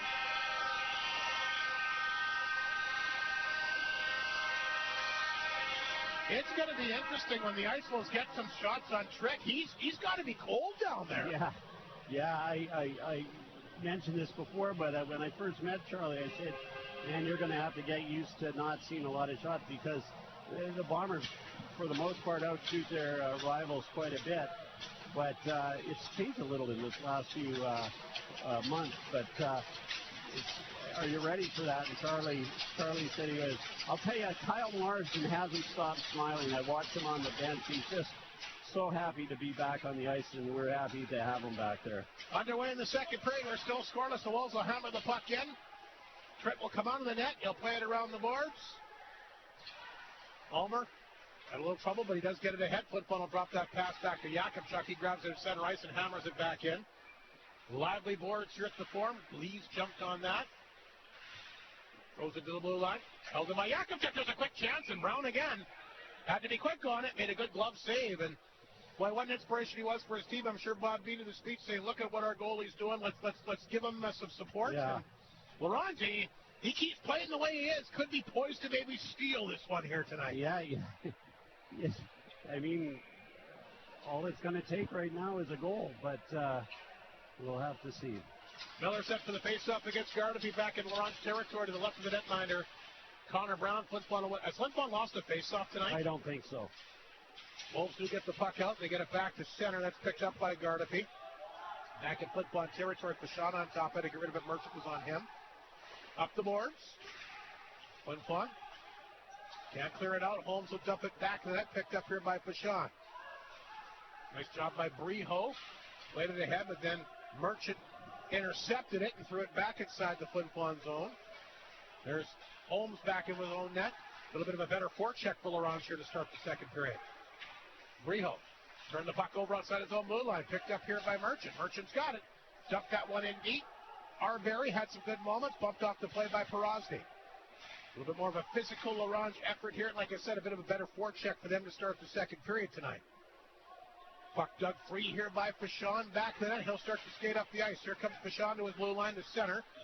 Gets a hold of it. That's going to be over the glass, but I guess it's not a penalty because it's not in your own zone. Yeah, but that cleared the glass by about 3 feet. He was over the red line. Just caught it on end, and it flipped over the glass. Gardapi has been quite a story for the Laurent Ice Wolves, too, Rob. Last time they were in town, you mentioned a great story on the SHL website. And then I watched it, and you're right. He loves being a Laurent Ice Wolf.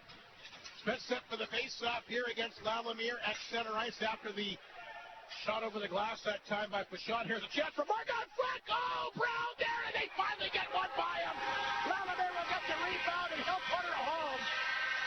But Brown robbed him the first time. And if we get the rebound here, or the replay here by Slick, you'll see it.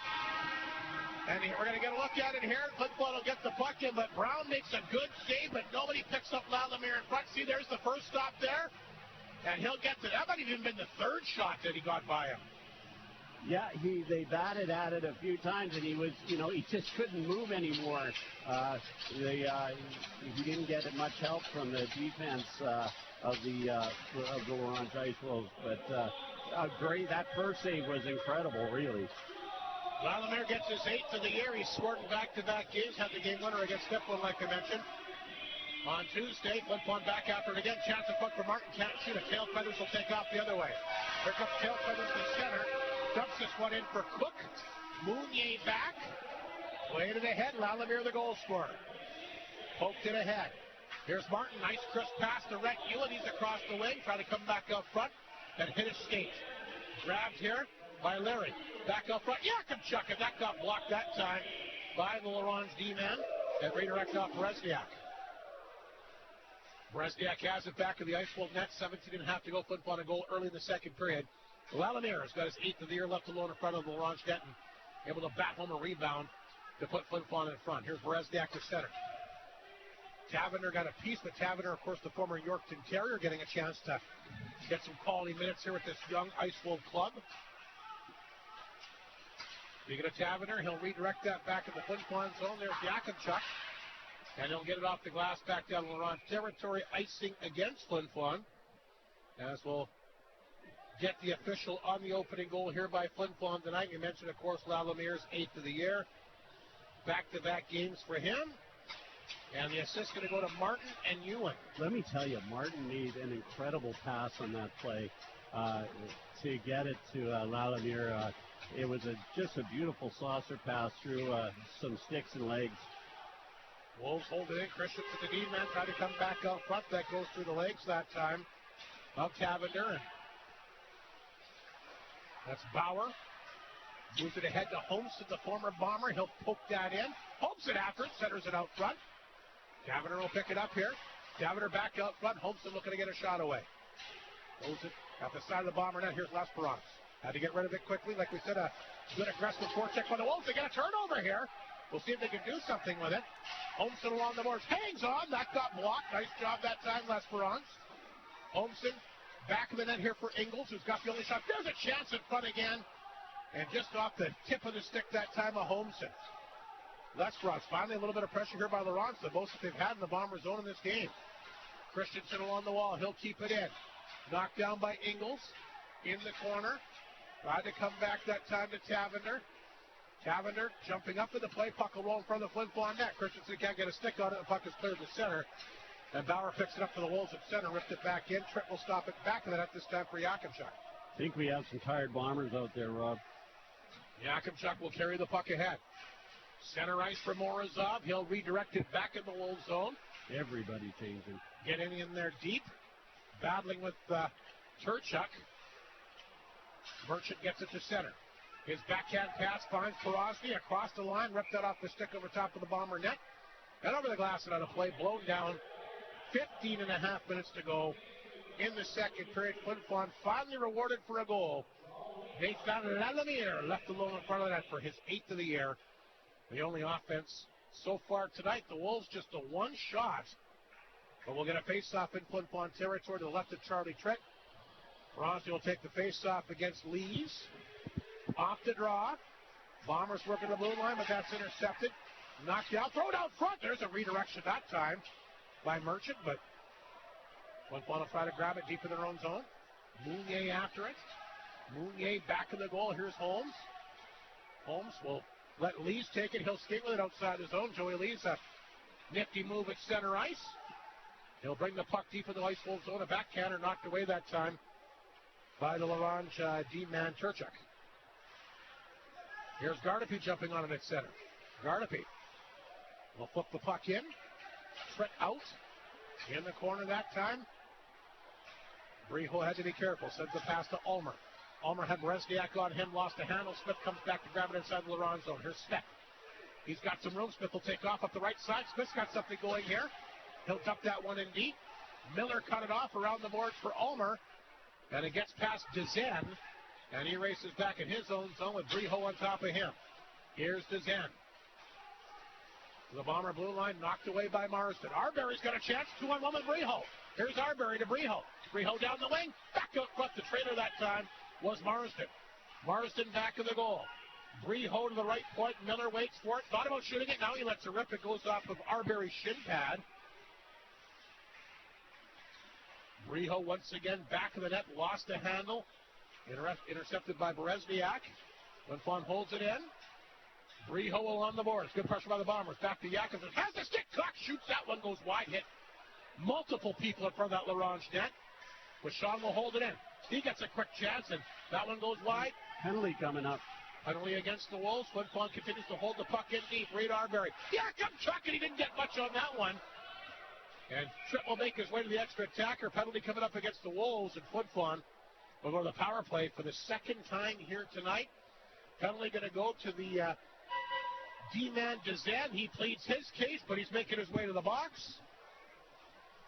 Kyle Marsden is high sticking penalty. Kyle Marsden has jumped up in the play offensively a couple of times tonight, and he was playing behind the net. He's a defenseman, but he's done a nice job. Another Arctic Beverages power play, which means Harley Kemp will be our next contestant. Gets his products at the Red Apple. So if the Bombers score at the power play, he'll win himself a 12-pack of Gatorade water from the five folks at Arctic Beverages. Bomber power play, 25.5%. And again, Lee's 14 power play goals, had 2 against the Hawks on Tuesday. Morozov back to Arbery. Good save. Brown saw it all the way, blockered it in the corner. Flin Flon will keep it in deep. Morozov to Arbery. Arbery throws it back in the corner. Morozov a pass out front, misses everybody. Ronge can't chip it up. Rocky had a chance there. Held in by Fashaw. He loses the handle at the blue line. Picked up here by Christensen. Christensen couldn't get it on his stick cleanly, and the puck will roll back in Flin Flon territory. Arbery forced to regroup back to the net. 1:20 to go in the power play. He'll give to Fashaw. Here's the quick pass to Morozov. Redirected it in, but picked up and fired down the ice once again by Turchuk. Yakimchuk will go back and get it. Flin Flon power play not been able to set up so far. A good job by this Ice Wolf penalty kill. Here's Yakimchuk. Back to Arbery. Arbery down the right side will carry in. Reed Arbery has it. Yakimchuk at the blue line. That shot blocked by Cook. Boy, guys block so many shots these days, and a big part of the game. We talk about the speed and the great goaltending. Also, teams block a lot of shots. Lalamier. Here's a chance in front. That goes off the tape. Lalamier gets it back. Blocked again. Flin Flon holds it in. 40 seconds to go. Arnberry. That's in front. One-timer. Martin farted over top of the goal. Flin Flon will hold it in deep. Lalamier, the only goal scorer tonight. This is Yakubchuk. Arnberry looking for a lane. Shoots it. Brown got his left arm on that. Martin tries to hold it in. He does. Now it's poked away. Short-handed opportunity. Merchant trying to catch up with it. He's held off. And great play by Martin. Here's Rhett Ewan for Flin Flon. 14 seconds to go in the power play. Drop that one back here to Briho. Briho across the line. Throws it in deep. Swatted away from him. Lalamier. Blue line for Yakubchuk. A lot of traffic. Lets her rip. Brown stopped it. Power play over. Flin Flon 0 for 2. Lots of chances. They can't get it to go. Lalamier had an opportunity to get that one out front, but slapped away from him. Here's a chance down to Taverner. Taverner takes the pass across the line. Dropped that one back to Holmsen. Can't shoot it. Christensen picked it up. Holmsen poked away in the corner by Mounier. Wolves have it. They center it out front. Flin Flon intercepts. Picked up here by Larry. Larry will take off. One hands the puck back inside the Wolves zone. Puck laying back in Ronge net, picked up by Christensen. Backs that one ahead. Knocked down by Fashon. With the stick up a little bit high with Ingles. They go down hard in the corner. Ingles back to his feet. He's got the only shot for Ronge in the game. And he'll take the puck across the bomber line for Holmes, and that's broken up. Flin Flon's got something going here. A 2-on-1. Larry, trying to come back to Fashon, but a good defensive play by Bresnik. Larry gets it back, a chance, and he shoots again. And Graham Brown's got his number in this game. What a game he's having, though, Rob. Getting lots of chances. Both these APs are playing a great game, and that one nearly snuck through, I think. He had to squeeze the knees to keep that one out. Here's that replay right now. Larry left alone in front. There's a chance. Brown, a fantastic save. 24-1 the shots, by the way. In favor of the Bombers, but just the one goal by Nathan Lalamier early in the second period. Graham Brown holding this team in this game. Play inside the Wolves zone. Picked up by Morozov along the board. Nice pass to blue line. Holmes fanned on it. Now he'll flip it back in for Ulmer. Ulmer back of the goal here for Lees. Going to come back out front. Bresniak took it from him, but again, the Wolves can't clear. Bresniak gets another opportunity. He picks it up. He'll move it out. Yakubchuk knocked it down at center. Played that one back to Morozov. Morozov taken down by Bresniak. Wolves break up the play. They get it back to center. Morozov will send a nice pass to Ulmer. And Flin Flon offside here. Yakubchuk knocked down behind the play. Couldn't get out in time. And already another half a period gone. This game absolutely flying by here tonight. Absolutely. I'll tell you, that elbow was pretty high there on Morozov. I thought it might be called. Media timeout. We'll take a break. Flin Flon scored. A big goal by Lalamier, and the Bombers in front 1-0 here on 102.9 CFAR and FlinFlonOnline.com. Clear. Bailey Homes has 5 years experience in the North, specializing in RTM homes and foundations, and are also proud supporters of our community. They are so thankful to Flin Flon and the surrounding areas for supporting them all these years. Bailey Homes is always willing to chat with a potential customer to show what they can do for our community. Your trusted builder in the North. Visit bailey-homes.ca. There are many reasons to get new furniture, but if you need some help convincing yourself, Creighton Furniture is there to show you some new and interesting items that may just scream you. Furniture is the backdrop to our lives, for sitting and sleeping, but also to express our sense of style. And as our needs change, so should our furniture. You can stop teasing yourself with pictures of someone else's stuff. Drop into Creighton Furniture today and 10 seconds. Drool-worthy pieces of your own. They're here, they're local, and they have it all. Creighton Furniture, make it your first stop. You're on. Nathan Lalamier, the only goal here tonight is 8 to the air. Flin Flon leads at 1-0 midway point of the game. McDonald's out of town scoreboard tonight. York and Melville 1-1 after one. Nip won a 2-0 lead on the Mustangs. Humboldt a 1-0 lead on Warman, and Estevan a 1-0 lead on Weyburn, all after one period of play. around the league. The final weekend of the regular season. Here's a catch for the Wolves. Ingles gets on it. And he gets a quick release and a good pad save made here by Trent. First good scoring chance for Laurent really in the game. Ingles, the other chance he had was a long shot, but boy, he got in there nicely. Here's Marsden. Throws it back out, but puck bouncing. Picked up by Briho. He fanned on it. Mounier, he can't hold it in. The puck comes out. Laurent that close to tying the game. That's what happens when your goalie keeps you in. Absolutely, yeah. Mike Reagan talks about that a lot. Doesn't matter how many it happens. It matters when. Ingles, a great chance there for the Wolves moments ago. Here's Rhett Ewan, throws it back in, knocked down with a glove pass. 9:11 to go, just the second shot of the game for Laurent, and Ingles has got both of them, but that second one was by far their most dangerous chance of the game. Yeah, a little bit of a giveaway, and it left them open to the net, and a great, again, Charlie Tritt, the way when he's always on, but he just is so aggressive and out of the net, and Ingles had nowhere to shoot it. Martin will pick it up. The one thing that Laurent is doing good in this game tonight, they're not making a lot of real mistakes. I mean, Flin Flon's had the edge of play, I'll give them that, but they're not beating themselves. Yeah, I totally agree with that. Which would be the signs of a veteran coach like Bob Beattie, right? If you didn't look at the score clock and the shot clock, you wouldn't think it would be a 24-2 shot hockey game the way the Ice Wolves are playing. They're keeping it simple, which is what they need to do. And like I said, they're right in this game. Christensen back of the net. And they came close to tying it moments ago. Christensen will skate out. That one got turned over. Here's a chance for Martin now. Plenty of Ice Wolves are back, though, including Prosky, who knocked it down. Plays it back to Gardapi. Here's the pass to Merchant. He's across the Flin Flon line. Drop pass intercepted, but the Bombers can't get out. Good play by Prosky. Merchant had his pocket pick. L'Esperance along the boards. Turned over. Wolves have something going. Merchant, a backhander. That got blocked. Merchant gets it again. Back out front. Prosky up the side of the Bomber net. Tritt searching for it. And he never does eventually. They blow the play down. It was in front of them. That's a pushing and shoving. But the Wolves, again, getting a couple good chances here. It's just a 1-0 hockey game, and they've had a couple chances through the last couple of minutes. They're just kind of slowly but surely starting to get some offense going here. Yeah, Charlie Tritt with another great save.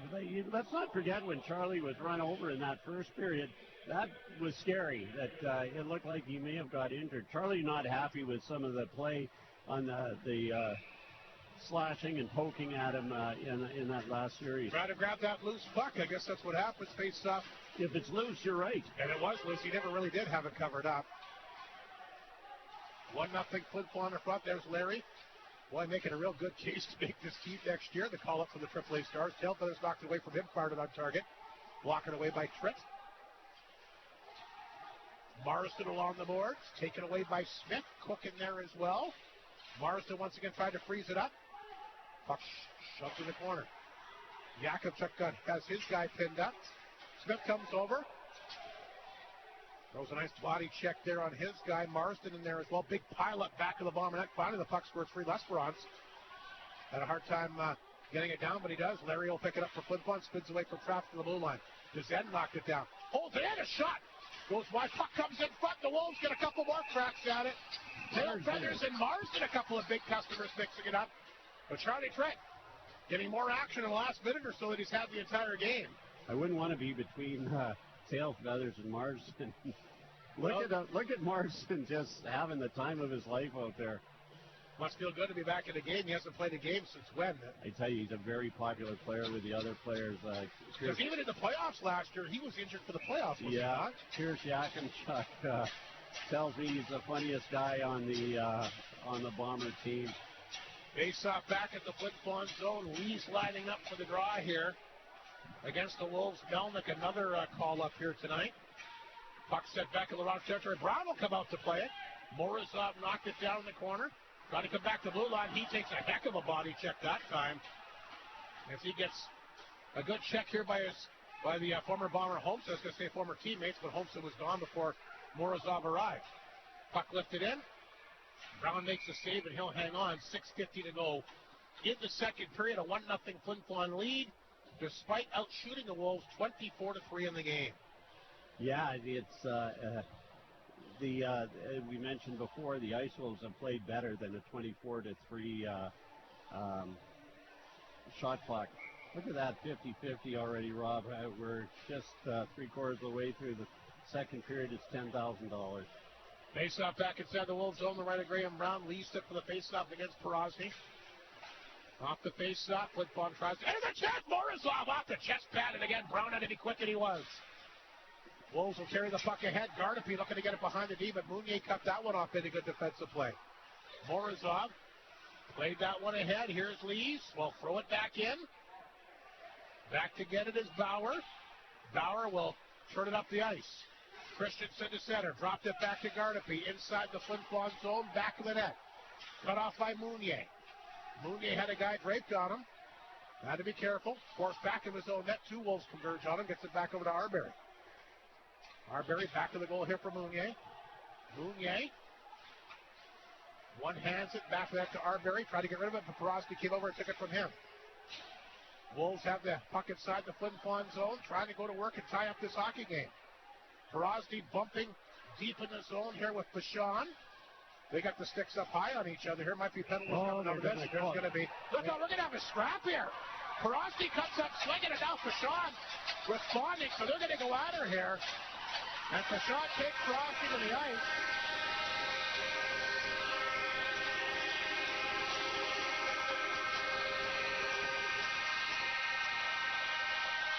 And as a second one here, Mounier tried to get into it, I think, with Cavender. But the way that they were swinging the sticks at each other there, Mike, I'm not surprised that they dropped the mitts and got at her. I'm going to tell you, I think the Bombers are going to take an extra penalty here. There was a cross-check. Is that what led to everything? I think so, Rob. I think that's when the referee's arm went up. And we'll wait and see how they...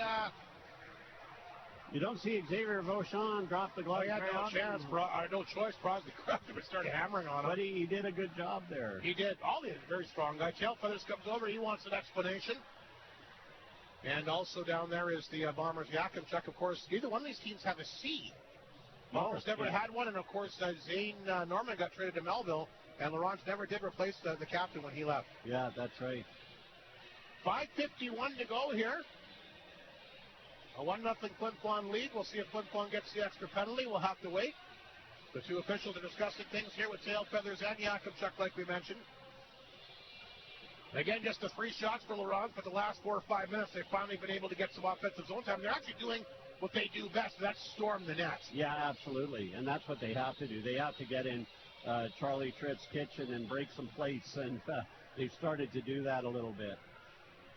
25-3 the shots. Flin Flon. Wow, it's still just a 1-0 game. Graham Brown made a couple good saves in the second, but in the first in particular, unbelievable. 18 saves. Lallemire was able to get finally 3 shots. He was left alone in front of the net. And he made a good save on that one. Well, I think he made 2 saves before he jammed it in. It is an Ice Wolf power play. Mike Slip was right. Breho's gone, so the Wolves are going to the power play for the second time tonight, which means that Jim's Custom Doors and Windows penalty kill. Smith to take the face-off here against Miller, and the Wolves win a big draw in the Flin Flon zone. Puck comes out to Arbery looking to get going here at center ice. Bresniak back. Tied up with him, and Cook will come back and get it. Now in behind the play, Arbery. Look out! Him and Bresniak are getting it. Look out! Arbery comes up with a free one here. And this will be interesting to see how they score this.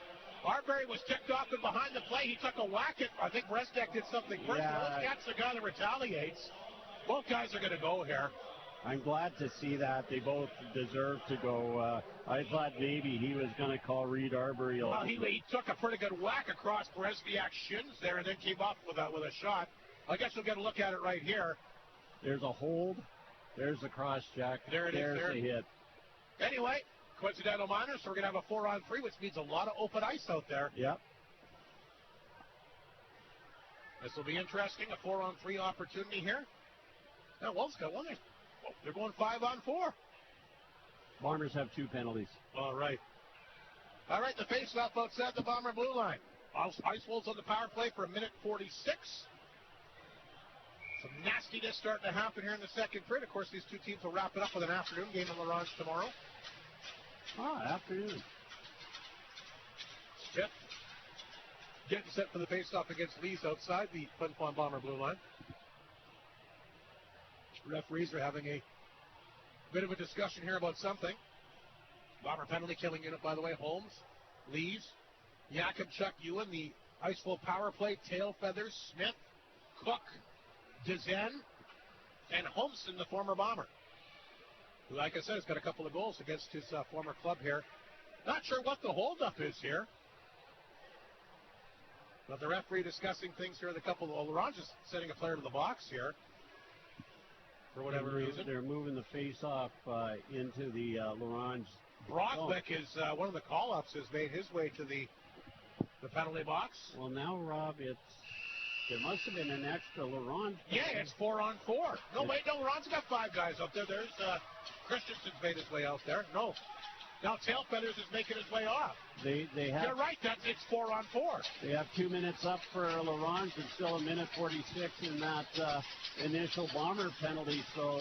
Okay. So there's an extra penalty, obviously, hand out to Bresniak then. Yeah.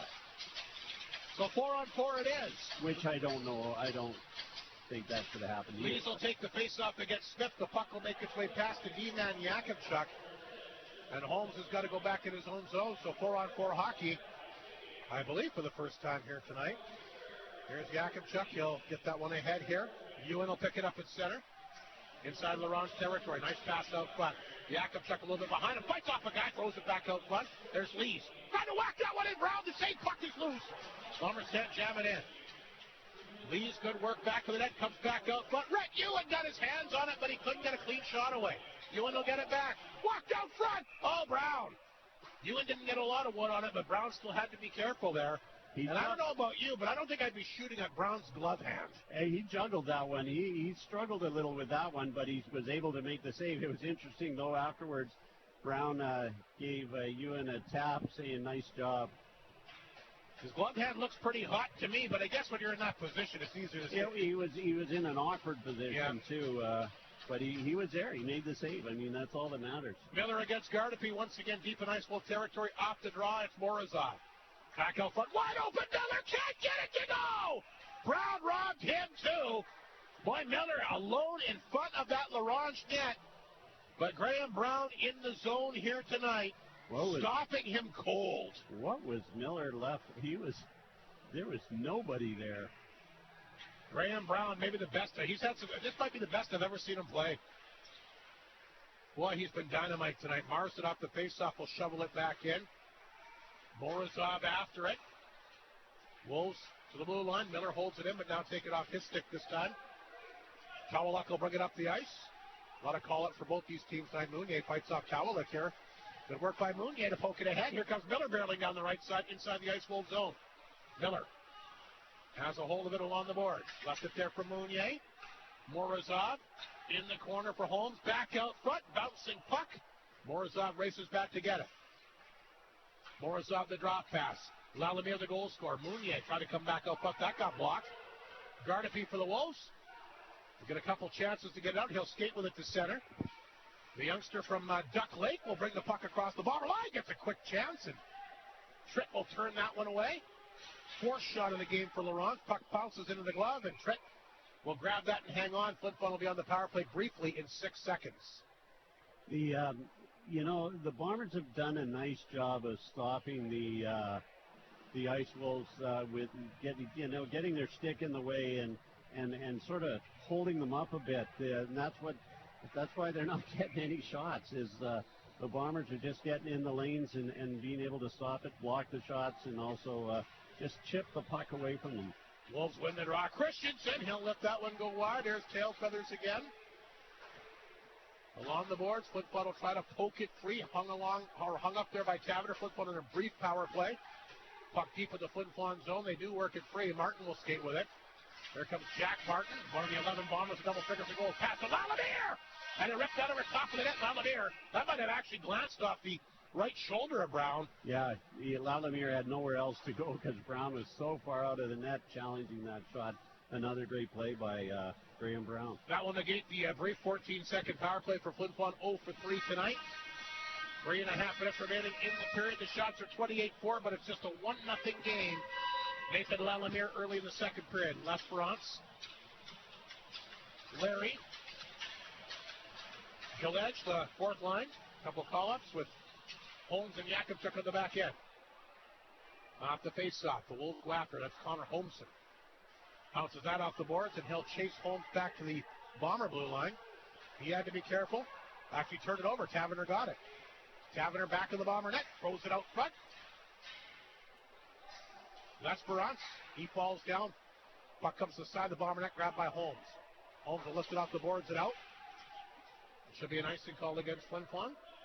No, they're going to wave it off. Christensen kind of let up on it a little bit. Meanwhile, Larry comes back to get it. And he'll throw that one back in off the stick. And that'll go over the glass and out of play with just under 3 minutes remaining here in this second period. The Bombers not playing like this game doesn't mean anything. It does mean something. They want to, like we said in the pregame, they want to win. Well, they want to go through the entire year without regulation loss. Without the loss, that's right. They did have the overtime loss, but what an unbelievable record here in the Whitney Forum. Mounier will hold this one in. There's Lees from a sharp angle, nowhere near the net. Cook will pick it up. Cook can't get it out. He's tied up here. Dug free here.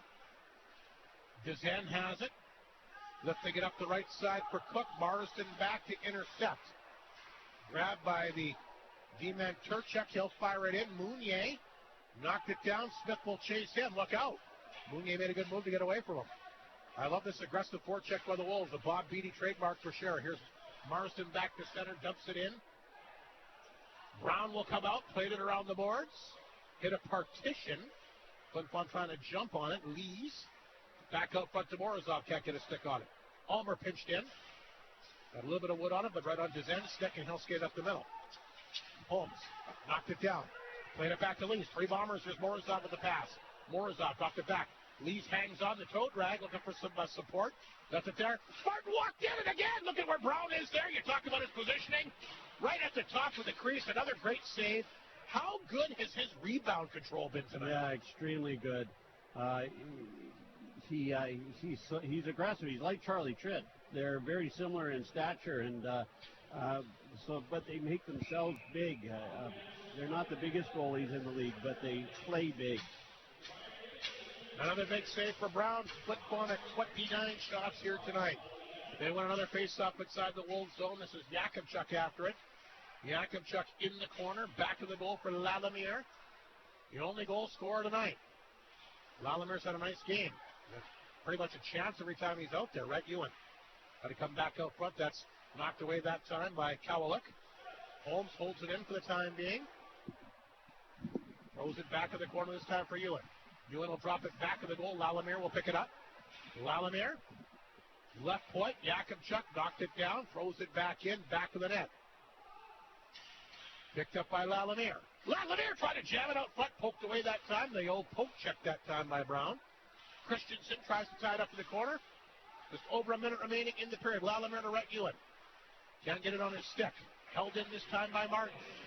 Ewan back out front, took a funny hop, a great right pad save by Brown. Yakubchuk holds the line. That gets redirected over top of the ice wall. Net Flin Flon again. Shopping at the pitch, big body check there. And we might have another fight here.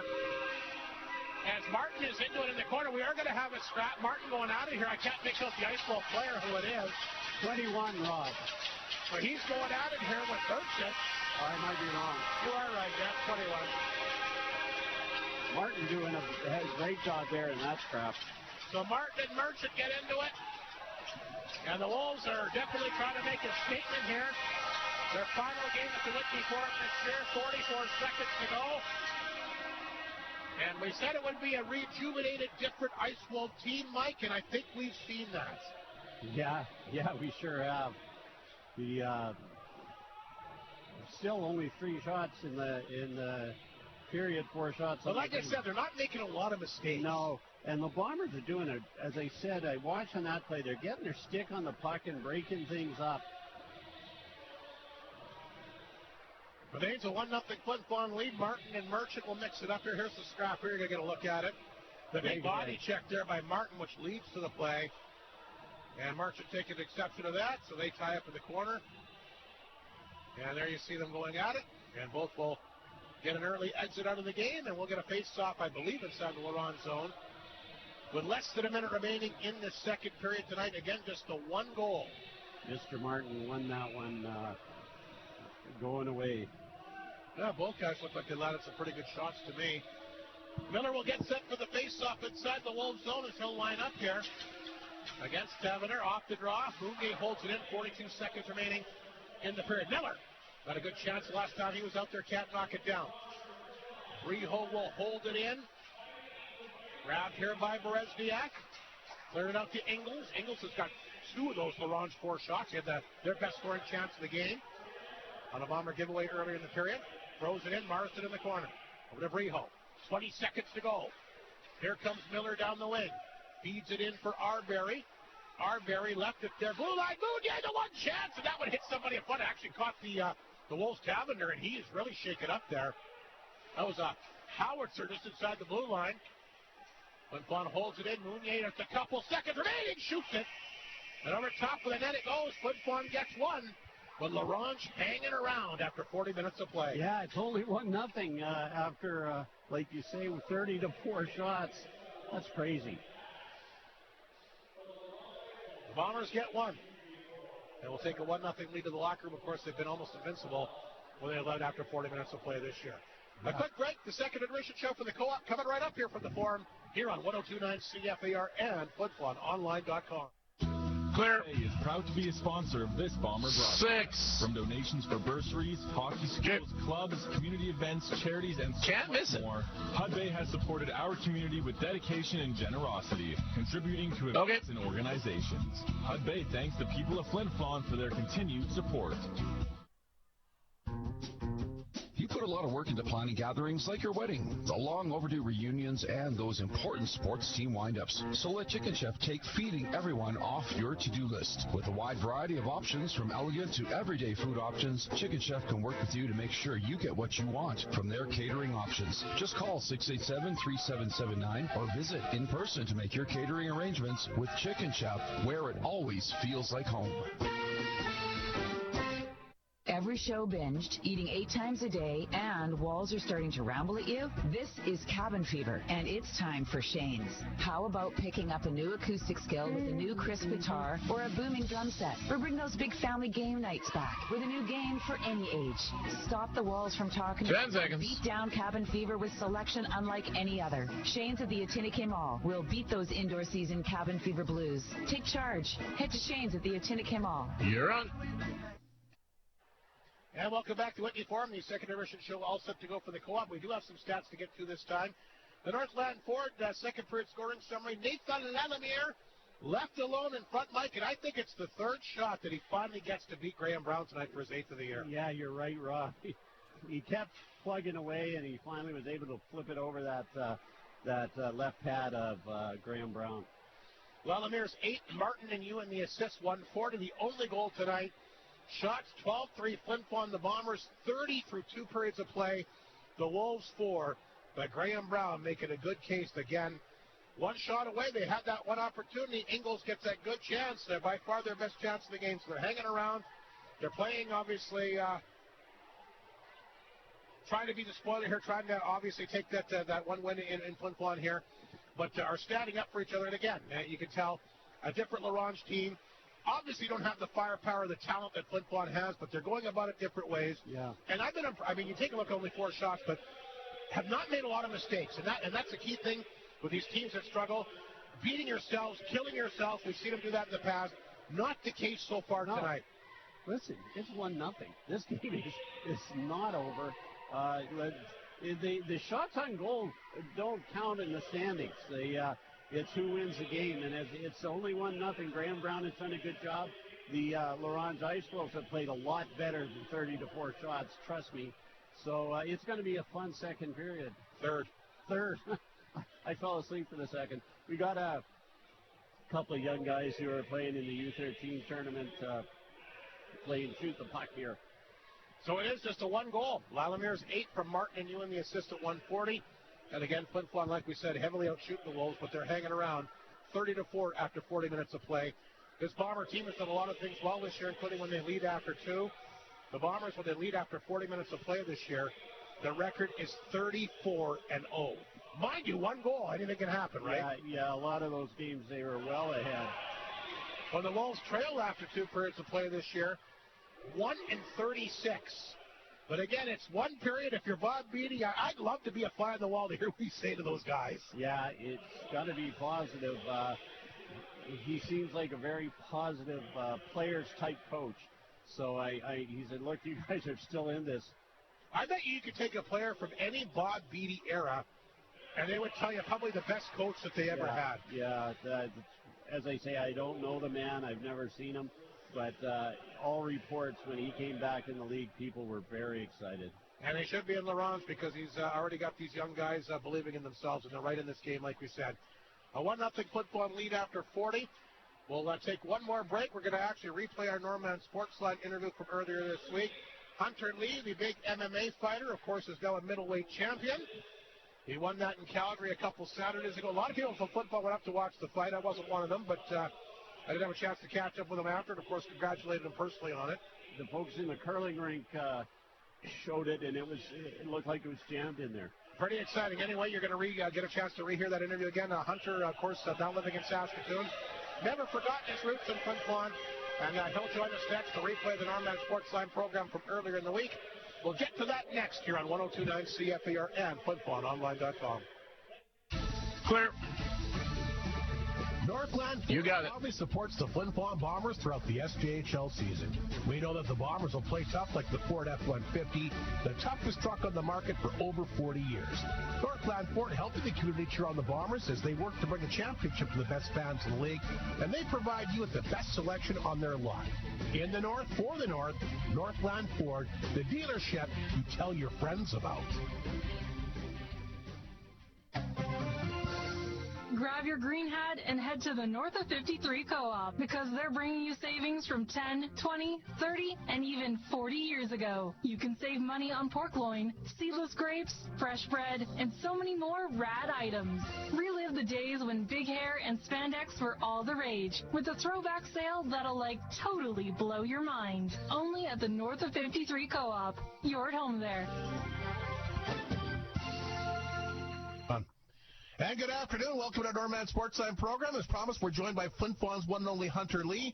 Fresh off his middleweight championship a little bit more than a week ago. It was all part of Unified 67, which took place in Calgary. Hunter, great to catch up with you once again. It's been far too long, but boy, your MMA career, I'd have to say, obviously, the highlight for you, that big championship belt a week ago. I guess it would have been a week ago Saturday. Yeah, it's been great. It's been a while since I've been on here. I think the last time I was on there, maybe one of my first pro fights, or even for the wrestling, possibly it might have been. I think it was, because if I'm not mistaken, you were just getting ready for one of your last amateur wrestling matches, and you mentioned that you were looking to make the transition to MMA and obviously ultimately get to the UFC. So I guess let's start with that. You had such a great wrestling background. I mean, you had a chance to travel all over the planet. You won all kinds of medals, pretty much every competition. What was it about getting in the octagon that appealed to you? Well, I had always wanted to do fighting, even from when I had just started wrestling. That's kind of what got us into wrestling in the first place. Was just we were big fans of the UFC, played the UFC video game. We would always try to recreate it. Me and my brothers, we would try to do fighting tournaments, and it ended up just being us wrestling each other. And then when we saw wrestling was offered in the schools, we were like, okay, that's as close as we can get to fighting. So it's kind of always in the back of my mind that I wanted to fight. And then wrestling was just what was available to us at the time, and it happens to be one of the best bases you can have for getting into MMA in the future. That's what I was going to ask you. Your wrestling background, did that really help prepare you for this? I mean, I know obviously this is a lot more contact, and wrestling might be a little bit more of a strategy. I'm not sure, but how did it kind of prepare you for now? Yeah, so you see a lot of the UFC guys, they have wrestling backgrounds, and the reason why is the main reason is you just control where the fight takes place. So if there's a guy that's a really good striker, you can take him down. If there's a guy that's a really good grappler, you can keep it on the feet. But you really control where the fight takes place, and that's such a big advantage in a fight. The other thing that it prepares you for is you compete a lot with wrestling. So in season, there would be 6 to 8 weeks where I would be competing every weekend, and you're doing 3 matches minimum at a tournament. So that's already I don't even know how many matches. That's a ton of matches you're getting in just an 8-week period in a season, and now doing that for multiple years, you rack up so much time just learning how to compete and do well under stress and get prepared for a competition. and cutting weight and all the stuff that comes with it, that when I'm getting in there, I get the nerves backstage and everything for a fight, but as soon as I'm in there, I'm like locked in, and that's all because of the experience with wrestling in the past. And I guess, like we said, and obviously you had a chance to compete in a lot of international events. So, I mean, obviously there was a lot of pressure involved in that, too. Yeah.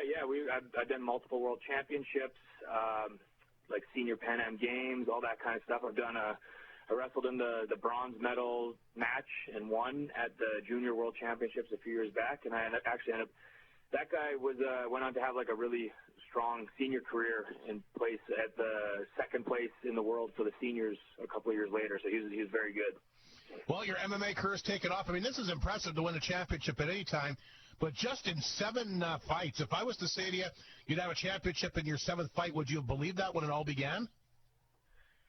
I think so. I've seen it coming for myself, like within the first 7 fights. Usually when you're looking to get signed to the UFC, like earliest they'll start taking a look at guys as if you have like 5 fights. If you're like 5-0, they might start taking a look at you. But yeah, usually if you're winning early on, it's between like 5 and 10 fights that you'll start to get noticed by them. And that's what the organization that I fight in really like tries to do, is they put guys in the UFC, and they're one of the main ones in Canada that's able to do that. So, yeah, it's exciting to win a belt in an organization like that. Well, they say you're one of the best prospects in the country. Have you been talking to people at the UFC? Well, when do you think you'll be able to make that jump to, I guess, the Elite League? My plan is hopefully by the end of the year. That's kind of what I'm thinking. As long as I keep winning and keep defending this belt, what I really want to do is I want the organization to come to Saskatoon for the first time, so that all the people at my gym here can come and watch. All the people from Flin Flon can make the trip down in a day, and they don't have to drive 10 hours out to Alberta to watch me fight. So that's my goal, is before the end of the year, I would love to defend the belt in Saskatoon, and then hopefully towards the end of this year or beginning of next year, I'm able to get that fight in the UFC. Have you been talking to people at the UFC? Is there any conversation that's been started there? I let my management handle that, but they definitely, my management themselves have multiple guys that are in the UFC already, and so they have like a way in for sure. And I guess, like you said, you keep winning, and I guess it'll just kind of look after itself. Yeah, exactly. You gotta win, and they also want finishes. That's why my last one, I knocked him out. The one before that, I got a quick submission, trying to just like finish the fight, keep it exciting. Okay, so I guess that's kind of I guess there's a certain style, I guess, because you guys are obviously there's a lot of attention that goes towards anytime the UFC holds these big events. Yeah. Right now they're looking for guys that are winning, but also winning in exciting ways. So if you're just squeezing out decision wins, they take a lot longer to get there. So I'm trying to do my best to finish the fights early in the fight. And did that fight against Keenan Patterson kind of go the way that you thought? Like you said, you knocked him out. I guess that's the strategy going into all these fights, but it kind of really go the way you wanted. Was there anything different that he threw at you that you weren't expecting? No, we game planned pretty well, me and my team here. So I'd watched a lot of tape on him. I knew everything that he was going to do, and I feel like I had an answer for everything, and it went kind of exactly how I planned for it to go. Our plan was to wear him out in the first 2 rounds because we knew that he has a lot of first and second round knockouts. He's very dangerous in the first couple of rounds, so our game plan was just to move or wrestle him in the first round or two and just tire him out, and then around the 3rd round, we were going to start putting the pressure on and look for the finish in the 3rd, 4th, or 5th round, depending on where we could find it. So you're obviously, like you said, the scouting report was right on then. Yeah, we nailed the scouting report, and we followed the game plan exactly how we had it set up. Now, if I'm not mistaken, weren't you supposed to fight this guy at an earlier time? Yeah, so about 2 years ago, I was having trouble finding fights because, like we had said, my wrestling background is so high level, but I'd only had 1 professional fight. So it was very hard for guys a lot of guys didn't want to fight me because they didn't want to risk it because they didn't know how good I actually was. And so I was just calling out as many guys as I could find. I would call them out on social media. I would just talk trash as much as I could. And this was one of the guys that I called out that way, and we went back and forth a little bit over messages, and he basically said, you're not at that level yet. Like, I don't know who you are. I only look to fight the best guys. And I said, okay, yeah, we'll see each other in the cage eventually. And then his fight ended up getting made 2 years later, and it went the way it went. There you have it. And like I said, now you got the middleweight championship to go along with it. You've always spoken highly of your hometown here in Flin Flon, and you've had quite the following from your wrestling days right up to the MMA now. I mean, there's my understanding was that a lot of friends and family were in Calgary to actually watch the fight. Yeah, we had quite a few people, and yeah, Flin Flon's been such a big support for me. Just with the wrestling especially. Like I've said before, when I was on the under 17 team Canada, they don't cover expenses for travel. They expect you to come up with that money on your own. And we didn't have the money to cover all that travel expenses, so we did a lot of fundraisers, and the people in Flin Flon were the big supporters of that, and were the reason why we were able to travel so much and kind of get that experience, and the reason why I'm able to have such a high level of wrestling going into the MMA career that I have now. No question about it. People from this community are very, very proud of what you've accomplished. Of course, you and your brother were both wrestling, did very well, and you guys actually got honors from the city of Flin Flon back in your amateur wrestling days, which has to be a nice highlight for you. Yeah, we would always bring the Flin Flon flag with us everywhere we went. Let me ask you this, Hunter. You're going by Big Name Hunter. Where did that handle come from? Where did that all start? Yeah, Big Game Hunter Lee. So where it came from is I had a few different nicknames early on, but early in my career, like I was saying, I was having trouble finding fights, and I ended up going up a couple weight classes, and I fought a guy that was he was probably 6'5", 6'6", something like that. He was very tall. And I knocked him out in the first round, and the announcer had said they should call him Big Game Hunter Lee, and it kind of just stuck after that. People kind of were calling me that, and then obviously I knocked him out, and then after that fight, or after I knocked him out, I went to the center and I pretended to shoot him with a shotgun. So it kind of just stuck, and everything kind of fit into place. So, yeah, Big Game Hunter Lee is kind of what I've been going by. And that kind of helps give you a little bit extra. I mean, you talk about this stuff for the UFC. I mean, they must handles anything that can draw attention, right, and notoriety? Yeah, for sure. You gotta play the game. You can't just be in there to get a decision. You gotta be able to talk on the mic. You gotta have your trademarks and all your little things that you do that people can recreate. It all matters. And I guess the bottom line is you want people to come out and watch you fight. I mean, you want to be a fighter that people want to come and watch. Yeah, exactly. It's a sport, but at the end of the day, it's also entertainment, especially in fighting. It's so much about entertainment. You want people to be happy that they spent their money to come and see it. Quickly, before we let you go, Hunter, you mentioned you had a hard time fighting fights. I'm assuming now that you're the middleweight champion, you're probably going to have some people coming to look for you, right? Yeah, that's what I'm hoping for. It's moving a lot quicker than it was a couple years ago for sure. So, yeah, I've been happy with that. We had about, I think it was 5 fights last year, and I'm looking to have about 3 fights this year just because they're longer fights. They're 5-rounders now that I have the belt, so looking to defend it 2 more times here in this year and just stay super active. And you said you want to defend it one of the times in Saskatoon, right? Yeah, hopefully in Saskatoon for the second title defense. How did they go about determining where you defend it? How does that work? It's kind of up to Unified. It's a little bit up to Unified, a little bit up to me. I can kind of request if I know where they're going, I can kind of request to fight on that one, and they kind of just make the decision after that. They like to see where I would sell tickets. I know I sell tickets pretty good in Alberta because people can make the trip down, but I've heard I also sell tickets when I'm in Toronto as well. So, yeah, it's kind of up to them at the end of the day. Sounds great, and we'll wrap things up. You're training. Who trains you? Who's helped you prepare to get to where you are? Oh, so many people. So I have my gym here in Saskatoon, Modern Martial Arts Center. It's a great gym. We have a ton of amateur MMA guys competing out of here right now. And then, all the coaches, all the training partners there.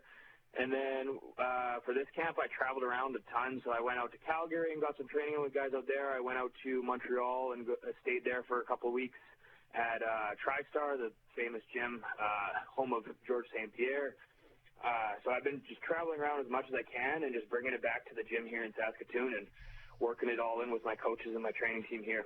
If people want to follow along how you're doing, do you have like an Instagram page? Do you have like different things where people can kind of follow how you're doing?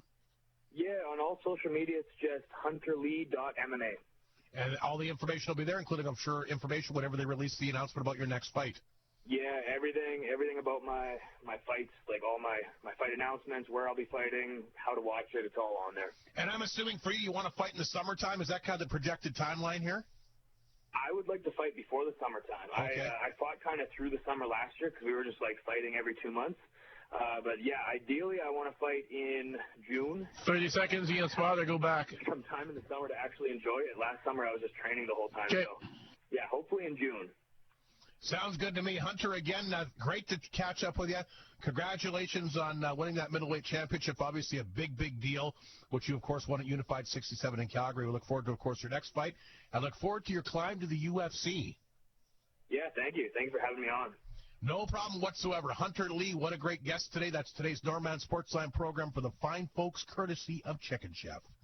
Working hard or hardly working. Either way, working in the cold isn't really much fun when your gear is the greatest. RAG can make your work experience easier by getting a variety of their quality high-vis jackets, winter safety overalls, and maybe even some of their work gloves. And if you ever feel like being a mechanic, RAG specializes in auto and motorcycle parts, along with power equipment to help you with your needs. RAG, supplying auto parts and accessories in the Paul for over 33 years. Life is sweet when you upgrade your home with Maytag's Kitchen Suite Savings at Creighton Furniture and Appliance Center. You can save $150 when you purchase any 2 qualifying Maytag major kitchen appliances, or go all out and save an additional $300 when you purchase 3 or more select Maytag kitchen appliances. Transform your 10 seconds and take advantage of Maytag's Kitchen Suite Savings event at Creighton Furniture and Appliance Center ending April 1st. You're on. Now welcome back to Whitney Forum, the second intermission show. Still moving ahead here for the North of 53 Co-op. Let's take a look at the McDonald's out-of-town scoreboard. Yorkton Melville 2-2 late in the second. Nipawin a 7-1 lead on Melfort late in the second. What do you say? The Mustangs have, what, 7 APs in the lineup? Yeah, and 2 goalies are APs. Humboldt a 3-0 lead on Warman in the second. That might not matter because it's Estevan Weyburn 2-2 late in the second. Remember, the Bruins need a single point to clinch 8th spot. A lot of hockey left there, though, Rob, but you never know. They just got to get it to extra time. Yeah, I'm expecting the Estevan Bruins to be the Bomber opponent coming up. Kinnersley Battleford no score. That's in the second. And again, if Humboldt comes up short, they might look back at that Ronge game last week. Yeah, boy, you probably take that one for granted when you go in there. Mind you, you know what? I mean, you can look at that for sure, but the fact of the matter is they've been a very inconsistent team this year, and they have just 8 road wins all year. Yeah, and they haven't been able to win away from the Alger Peterson Arena. I mean, they pretty much packed it in when they got rid of Charlie Tripp and Knudsen and Miller. Well, then it didn't make any things easier. It didn't make it easier when they lost Huey, arguably the best player that was left after that, who walked off to the BCHL scot-free.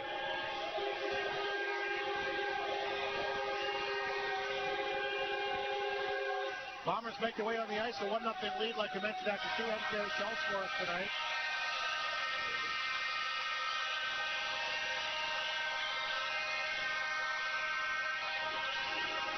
Swan Valley a 4-3 lead on the Blues in the third period. Winkler leads Selkirk 6-1 after 2. Way ahead of Neepawa 3-2 after 2, and Niverville a 5-1 lead on Portage. One game in the NHL is complete. LA has beaten the Islanders 3-2. Edmonton a 1-0 lead on St. Louis in the third period. World Baseball Classic, Canada back in the game against the U.S. The States still up 5-3 in the 7th inning. But again, how about Canada beating Puerto Rico, the defending champs, beat Cuba, a baseball threshold.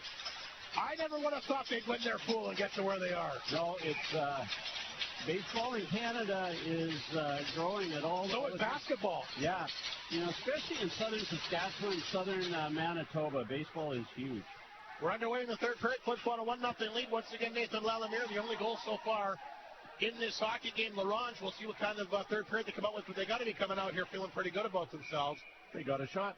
As that'll redirect off the side of that, picked up here by the Bomber netminder Charlie Tritt. U13B Provincials, again, congratulations to the Kinsman Bombers. A convincing 11-1 win against Springfield. They get Russell tomorrow morning at 10:45. And, of course, games happening at the Whitney Forum all weekend long. Lee's lining up for the face-off here. Against the Wolves, are right off the draw. There's a great opportunity there for Smith. Ronge not winning a ton of face-offs. They win that one and they get rewarded with it. So they've already had 2 shots here in the first 17 seconds of the third period. Smith once again lining up against Lee's. Tail feathers off the face-off, and that's another face-off win. We talked about this a lot. It was a big face-off win that led to the game-winning goal for the Bombers on Tuesday.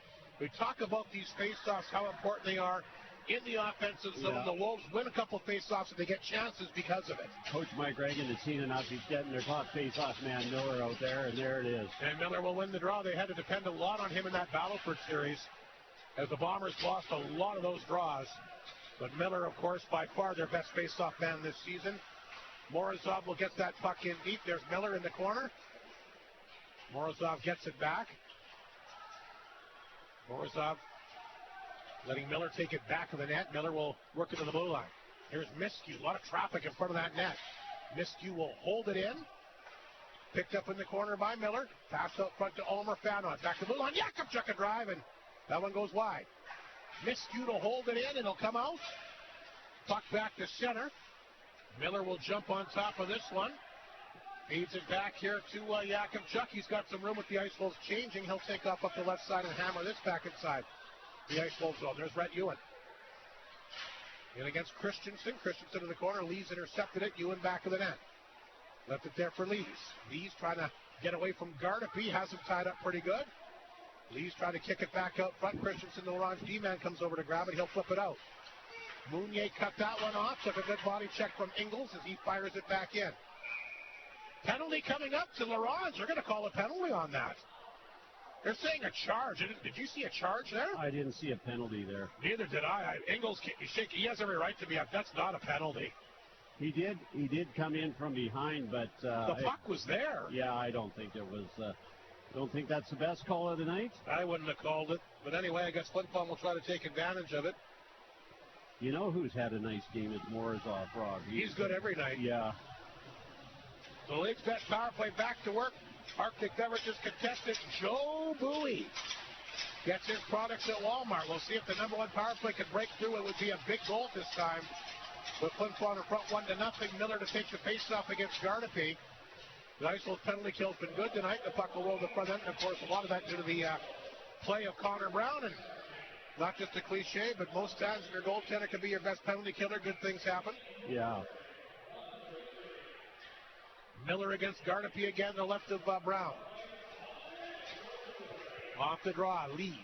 14 power play goals to lead the team. Gets in the blue line. Here's Arbery. He'll hang on. Left it there for Jakubchuk. Jakubchuk through traffic. Brown saw it. Got the right pad on it. Puck is flipped out. And Jakubchuk will track it on the Bombers' side of center. And I think they're going to say he hit it ahead of the glove pass. I think is the reason why that play was blown down. It's hard to... You can't tell if the whistles are in the stands or on the ice. A minute 40 to go in the power play, just underway in the third period. Flin Flon in front 1-0. Gardapi lining up against Miller. Gardapi will get it across the Bomber line. There's Jakubchuk. The quick pass to Morozov. Morozov across the line, but caught up by Christensen. In the corner for Lees. Around the boards, Cavender intercepts. He'll play it ahead to Gardapi. Gardapi one-on-one here against Arbery, and he'll just fire that on target. Hit Tritt up high. Big bounce goes to the corner. Arbery jumped on that. Got caught here by Cavender. Cavender poked it back inside the zone, and Jakubchuk there to get a good penalty killing again by the Wolves. 1:06 to go in the Bomber power play. Not been able to get going. Arbery across the ice. He'll find Miller. Miller will carry it in. Here goes Miller to the front. Trying to jam it in. He gets a shot away, and Brown stopped him. Arbery holds it in. Morozov. Back to Arbery. A quick chance, and Brown stopped it. Tail Feathers picks it up, and he gets it ahead to Cook. Here's Cook. Getting across the Bomber line. Short-handed back out front, and look out. Morozov almost redirected that in his own net. Tail Feathers will try to pin it up. 36 seconds in the Bomber power play. They get the puck free. Wolves want fresh penalty killers. Tail Feathers will make his way off the ice, and Yakimchuk will hang on to it. Swings the pass to Marsden. Marsden back up to Ewan, a little bit behind him. Bombers grab it inside the Wolves zone. Ewan will get to it. Rhett Ewan will bring the puck in deep. Big Rhett Ewan back out for nice pass, scores! Marsden! How about that for a story? Rhett Ewan, the beautiful story out front. And Kyle Marsden has got his first of the year. Look how happy he is. And that will get the bench going. Boy, that's as big a smile as I've seen on Mike Reagan's face since they put a sale on hair gel. As he's absolutely ecstatic on that bench. Kyle Marsden, what a goal, Mike Slip. This is beautiful. You know, like I said earlier, Kyle Marsden has jumped up into the play a number of times. What a play by Rhett Ewan. Yeah, did it again there, and couldn't be happier for a guy, Kyle Marsden. Big story, Marsden makes his debut tonight, probably hasn't played a game in well over a year. And he gets rewarded, gets the right place, able to convert a beautiful pass. Yes. Courtesy of Rhett Ewan. It's been very good down the stretch. Listen to the ovation here at the Whitney Forum tonight for this tremendous young man. Marsden, the big goal, and that's a great story, isn't it? It's the story of the night. Well, that and Graham Brown. Well, if you're a Bomber fan. Yeah. Brown's goaltending and Marsden's return, and of course the big goal, and Flin Flon takes a 2-0 lead. That is a power play goal, too, right? I believe so. Yeah, I think it was. Off the face-off, Christensen fired that on target, and Tripp had to be careful, made a good save there. I believe that was a power play marker. Puck lifted back down to Ronge territory. Racing back to get it is Bauer. Forced back in the net. Larry, the call-up from the Stars, will watch him. Cook will get it back to Christensen. Christensen up the right side. Good pass to Cook. Cook's got some good skating going as he gets it across the Bomber line. Tail Feathers tries to hold it in. Cook back out front. Knocked away by L'Esperance. Bombers will turn it back up the ice. Holmes to center. Muscled off the play that time by Smith. Missing good for Ronge here tonight. Tail Feathers. He'll pick it up. Trying to play that one ahead. Arbery knocked it down. There's a chance out for L'Esperance. L'Esperance carries in, walks in a chance, and again, look at the positioning here. Connor Brown perfect, and we got more action happening back of the net. Turchuk getting into it here with L'Esperance for another good save by Connor Brown, who never ever seems to be out of position. No, he's a great positional goalie. Noah there, a little shaken up, I think, on that last play. I think he's okay, but trainer Jay Rock up for trainer of the year. Had a look at him. Off the face-off, Marsden, who's got the goal, has the puck. Marsden hangs onto it, throws it back in, back of the goal for Rhett Ewan. They converted the last time that they were out there. Rhett Ewan along the boards for Yakimchuk. He'll dump that one in deep. Racing in for it. Reed Arbery can't find the handle. Duzette and Laurent D-Man's got it. He'll play it ahead. Here's the pass. Kicked across the Bomber blue line. Intercepted by Marsden. He'll lift it ahead here to Big Rhett Ewan. Ewan knocked it down at center. Ewan got crossed up here. Bresniak took it from him. Flin Flon almost takes many men on the ice there. Mounier's got to race back to get it. Feeds it to Yakimchuk. Yakimchuk played that one ahead. Lalemire will redirect it in. He's got one of the two Bomber goals tonight. Picked up, though, by Kowalik. Kowalik, one of the Ice Wolf call-ups. They've got 3 APs in the lineup tonight. Flin Flon's got 2. Steal back to the goal by Morozov. Back to Holmes at the blue line. His shot partially blocked. Grabbed here by Lees. Been quiet in this game offensively. The Wolves will contain him well. Here's Almer. Back down for the backhander. Good save, Brown. Looked like Almer was going to get their third goal. He made a really good move there. But again, they fired it on that glove hand, and that's a mistake. Brown, he was down low, and he saw that goal. He just is able to make himself big. As I say, he's not the biggest goalie in the league. I'm just going to have a quick look and see. Yeah, 5'10", which in my world is pretty tall, but as goaltenders go, not so much. 14 and a half minutes to go in the third period. A big goal by Kyle Marsden has got Flin Flon in front 2-0 here in the third period. Breho back of the net. He'll knock it down. He's tied up along the boards. Grabbed here by Miller. Miller looking for a little bit of room. Wolves have done a good job containing him as well. They'll get the puck off the boards. Holmeson's backhander off the boards back in the Flin Flon zone. Arbery goes back to get it. He'll feed it there for Holmes. Quick pass. Flin Flon back on the attack. Miller inside the Ronge zone. Miller has it. Throws it back out to Arbery. Arbery, he hangs on to it. Able to get away from Gardapi. Blue line for Mounier. Mounier through traffic. Puck bounces and poked wide that time by Miller. There's Arbery. Back of the goal for Briho. His backhander out front. Intercepted here by Ingles, but he can't clear. Arbery again. Made a good move. Arbery, can he finish it? Oh, a good save by Brown again. Oh, that was close.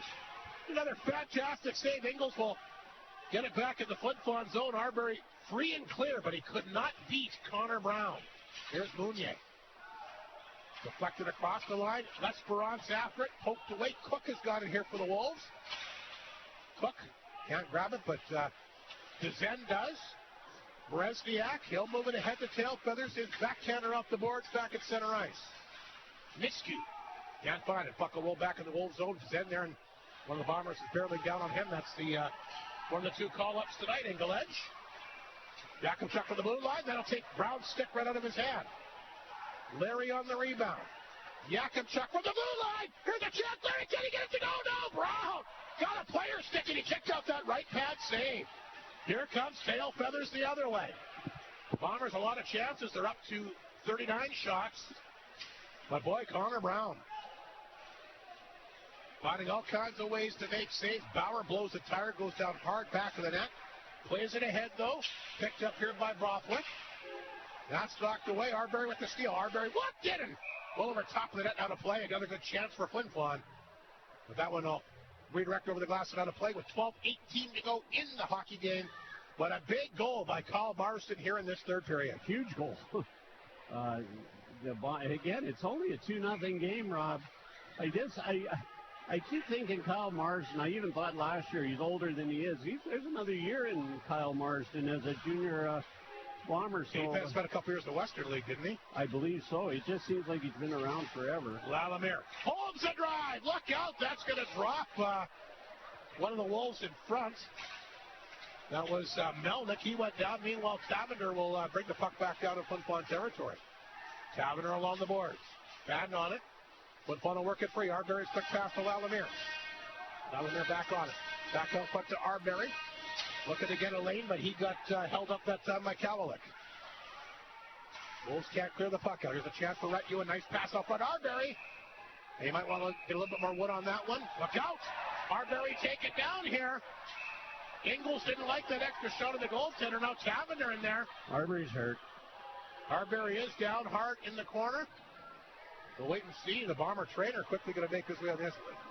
Arbery slow to get up here. That stick was up really high. Penalty going to be handed out to Ingles of the Wolves.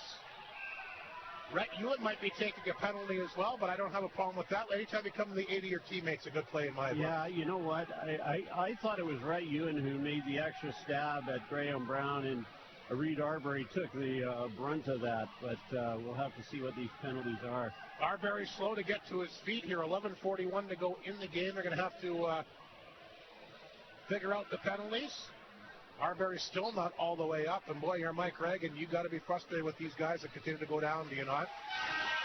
Arbery is kind of hunched over here. I thought he was kind of favoring his wrist, but I think it might be his midsection area where he got knocked to the ice.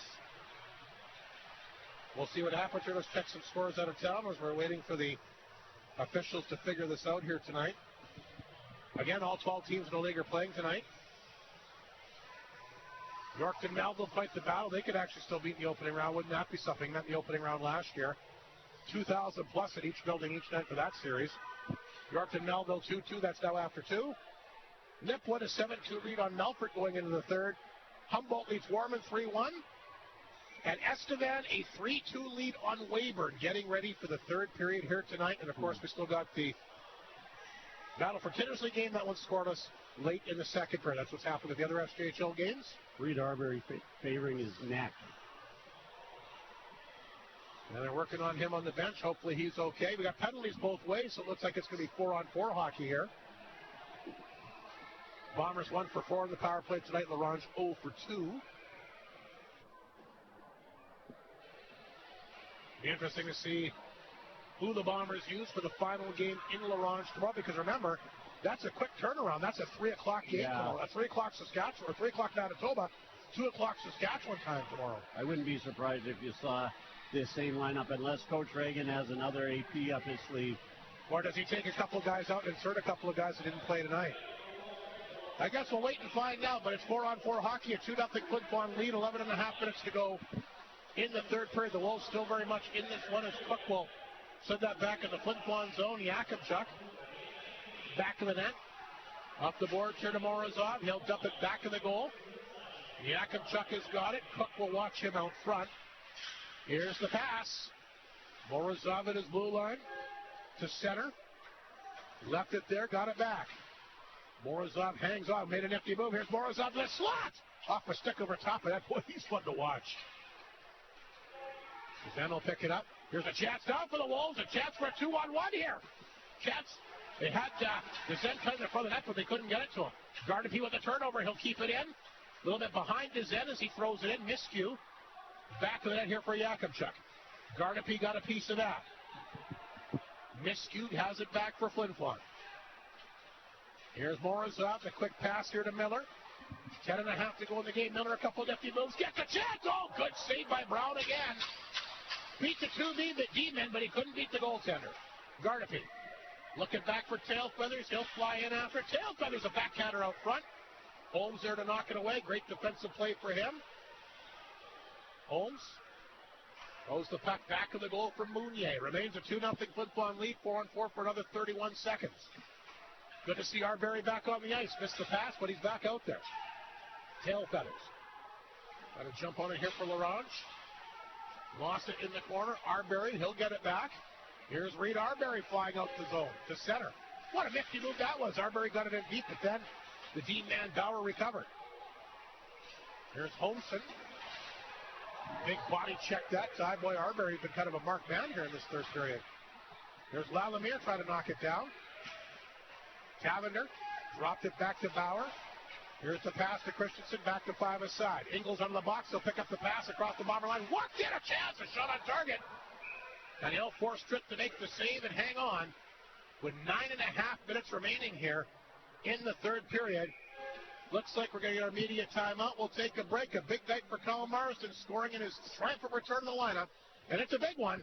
The Bombers lead at 2-0 here on 102.9 CFAR and FlinFlonOnline.com. Clear.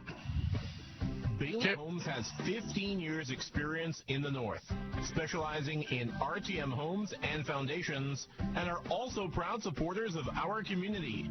They are so thankful to Flin Flon and the surrounding areas for supporting them all these years. Bailey Homes is always willing to chat with a potential customer to show what they can do for our community. Your trusted builder in the North. Visit bailey-homes.ca. Arctic Beverages and Gatorade Water are supporters of all athletes. Whether you are in competitive sports or a weekend walker, skier, or snowshoer, hydration is key. And with Gatorade Water, you get no sugary or salty taste, and its infused electrolytes will keep you going as you're out walking Fido or practicing for the big game. Gatorade Water, crystal clear, 10 seconds. Ready. Distributed locally by Arctic Beverages. Gotta love it. You're on. Flin Flon in front 2-0 here. Kyle Marston scoring in his return to the lineup. And, of course, Dave Lalamier, the other goal tonight.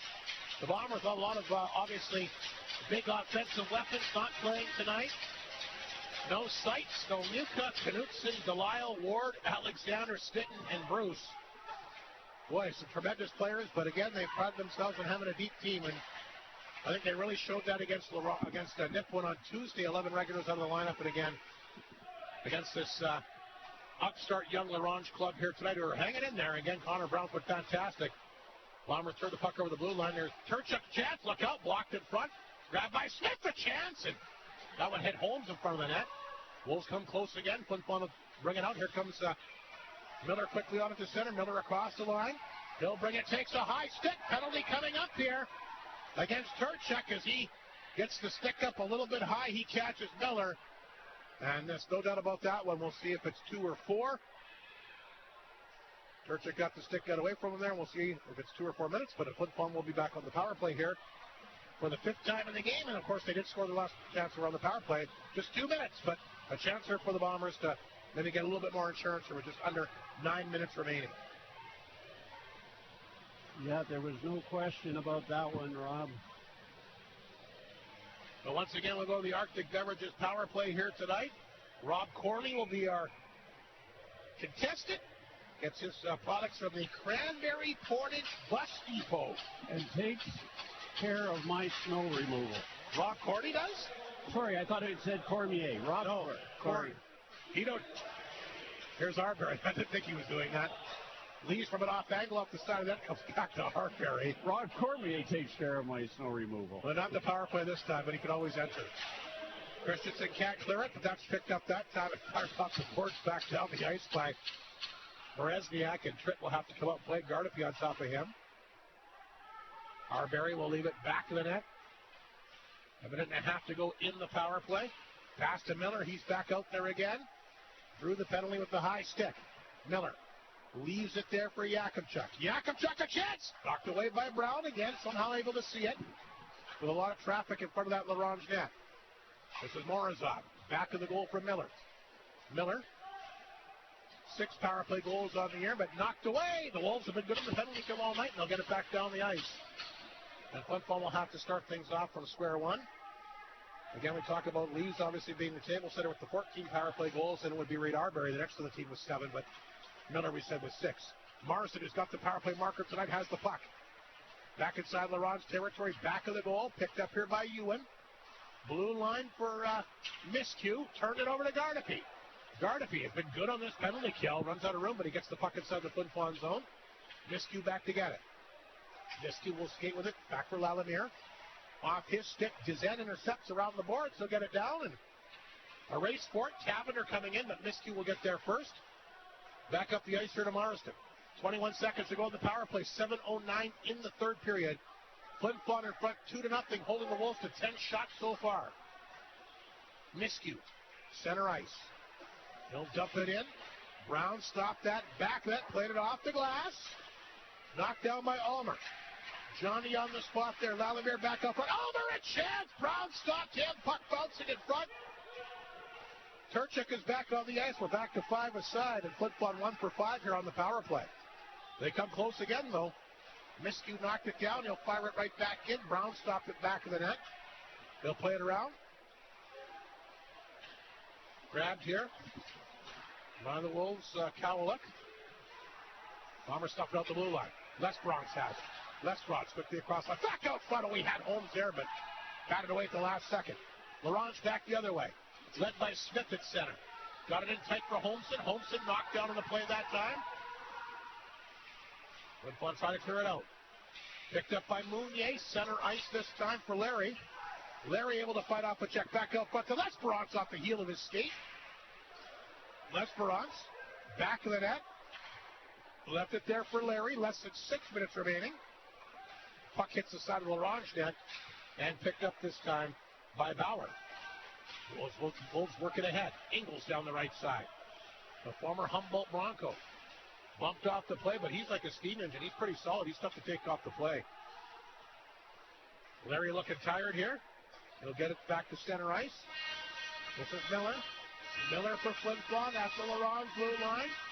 Lost his stick. The puck will come back inside the Flin Flon zone. Miscue there to get it. Around the boards for Arbery. Lead pass to Miller. Miller at center. Across the LaRonge line. Loses his footing. Goes down. How do you call that? He wasn't even... That's a terrible call. He lost his footing there. Yeah. Boy, that's got to be frustrating. That's definitely not a penalty. Cook is going to take 2 for a trip. He didn't even touch him. So Flin Flon to go to the power play for the 6th time. Boy, that's a weak call, is it not, Mike Slip? I have to agree with that one. There's been a couple here tonight. Oh, my goodness. Laurent's going to call, I think, a timeout here to give the guys a bit of a rest. Yeah. Miscue playing a great game tonight, too. He's been involved quite a bit, and that's great to see. The Bombers have some great players coming back. Of course, they got to give something up to Humboldt. 3 guys are going. Yeah, so That's tough. We might lose a couple to the WHL. But we said this last year, that Mike Regan's able to. Well, and again, you got a little bit of even an extra recruiting tool next year because it's the 100th anniversary of the team. Absolutely, and it's a great program. Why wouldn't you want to play hockey in Flin Flon, Manitoba? It's to me the greatest place in the world for a young man to play junior hockey. You're beloved by the town. You're playing the historic rink. You have best general manager and a coach, or at least one of them, in Canada. Bombers on the power play. This is Reed Arbery in the corner. Pass it. Oh, looked like Miller was going to have a chance to tap her home, but off his stick wide. Miller playing a lot. Has Miller left the ice here in the third period? No, he's been out there a lot. You're right. It's because of the face-offs, Rob. And I guess the special team situations as well. He'll be out there for this power play. 5:01 to go in the game. 1:50 remaining in the power play. Shots are 44-10 Flin Flon, but a big insurance goal here by Kyle Marston in this third period.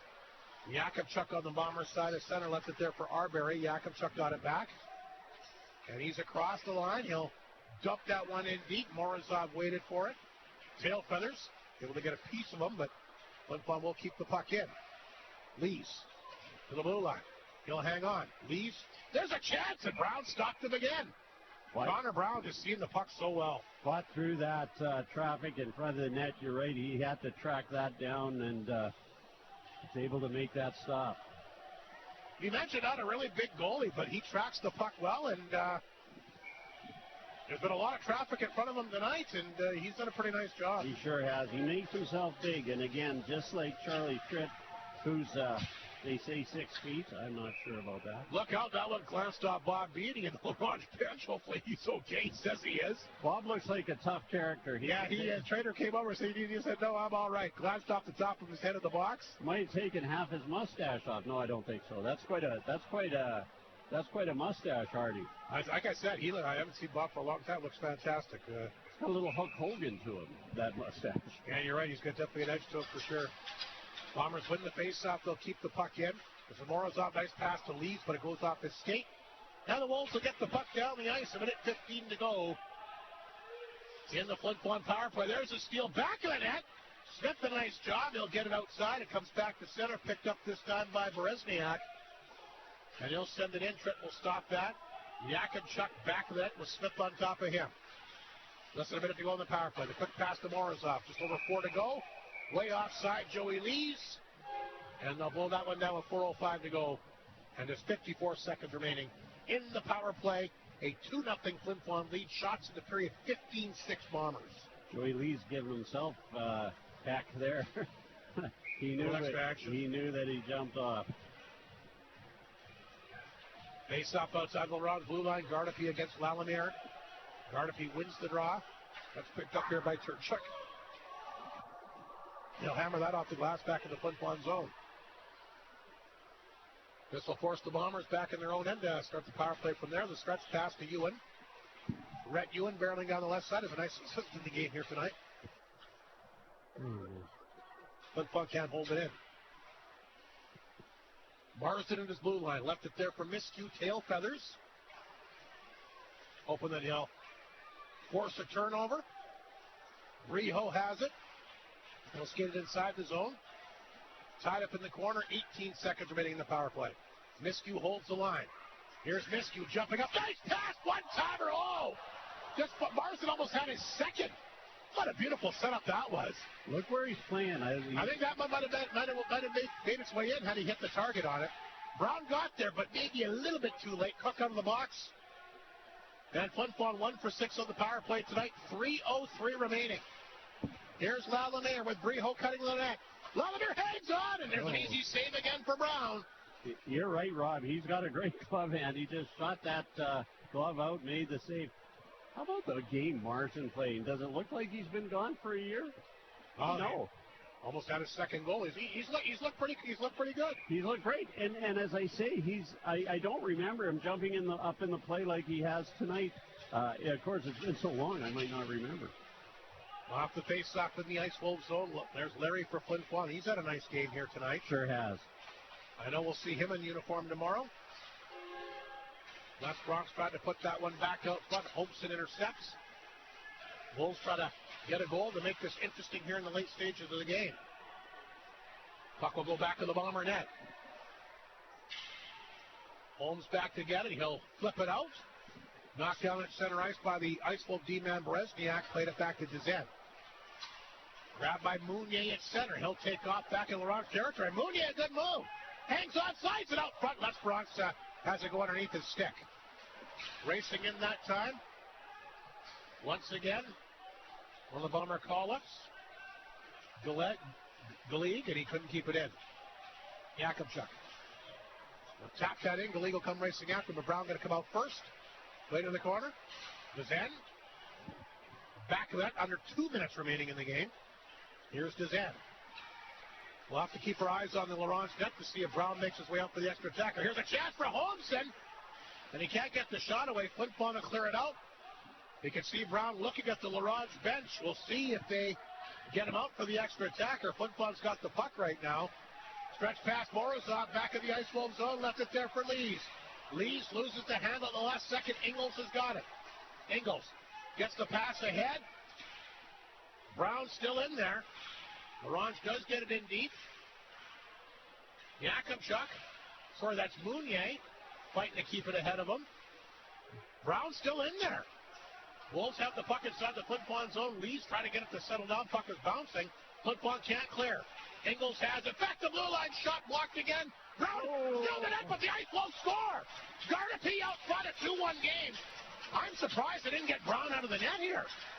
It didn't matter. Gardapi scored to make it a 1-goal game, but I'm assuming now you get the puck anywhere remotely near the Flin Flon zone, you got to pull the goalie, right? He's been looking over there, and Mr. Beattie hasn't acknowledged Puck it is yet. loose in front, and there's Gardapi, the terrific young player. He'll get a hold of it, and he'll fire it home. It's 2-1. And the Ice Wolves, with the great play of their goaltender tonight, have hung around. Timeout. And Gardapi scores. I'm assuming that's going to be an unassisted goal. That's Gardapi's 11th goal of the year.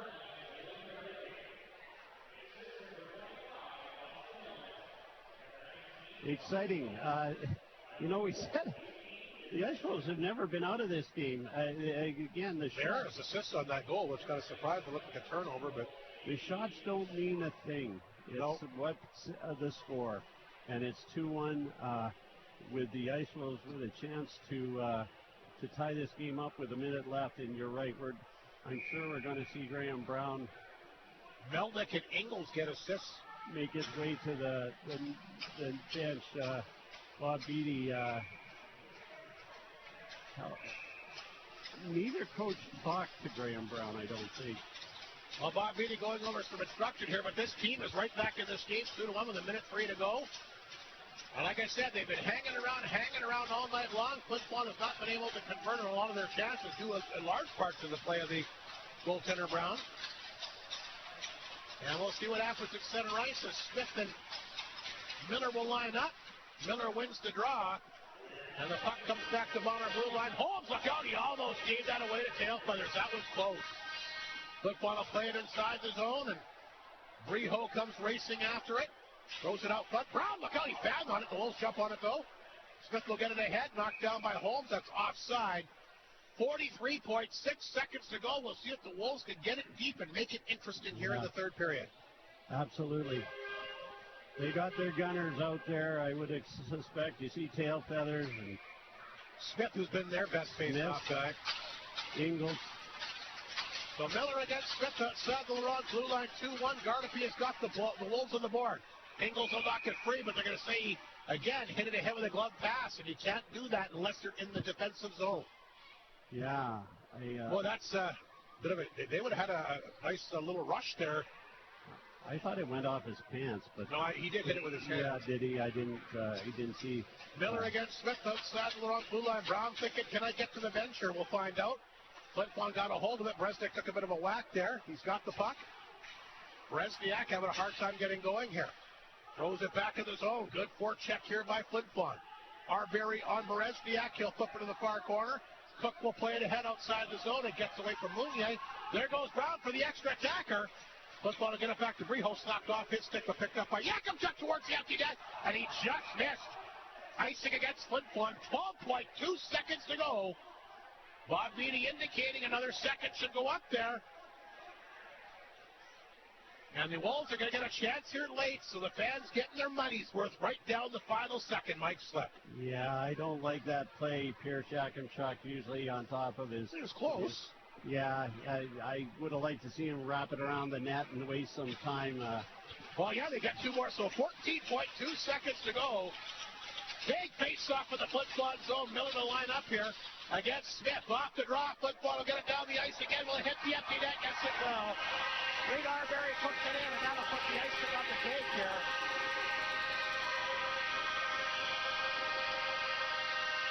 So Reed Arbery will hit the open target. And for Reed Arbery, that is... That's a lot. His 23rd of the year, and what a year for Reed Arbery. Well, but again, we talk about face-offs, right? You win the face-off, it's right on the stick, down the ice it goes. He'll score at the 1950 mark. Flin Flon to restore the 2-goal lead. The boy Ronge. We're going to see a lot of Connor Miller in the playoffs. Les Perrotz lines up for the face-off against Taverner to 7 seconds to go. Yakimchuk will hang on the puck. Will go back to the back of his net. And Flin Flon's going to go undefeated at home in regulation of the regular season.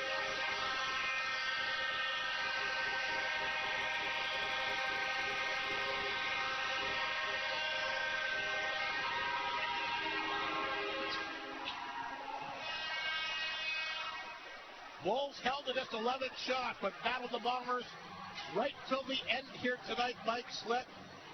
And I think we saw a lot with this young LaRange team here tonight. I tell you, we saw a lot of Graham Brown. Oh, in that first period alone, look at the guys go over and give him a hug, and they really should. I'd say the best player on the ice in this hockey game. Anyway, the Bombers, quite the story. One overtime loss at home the entire year, and now I can say it because I didn't want to jinx the team. The first team in the SJHL since the 81-82. I'll wait till this is over.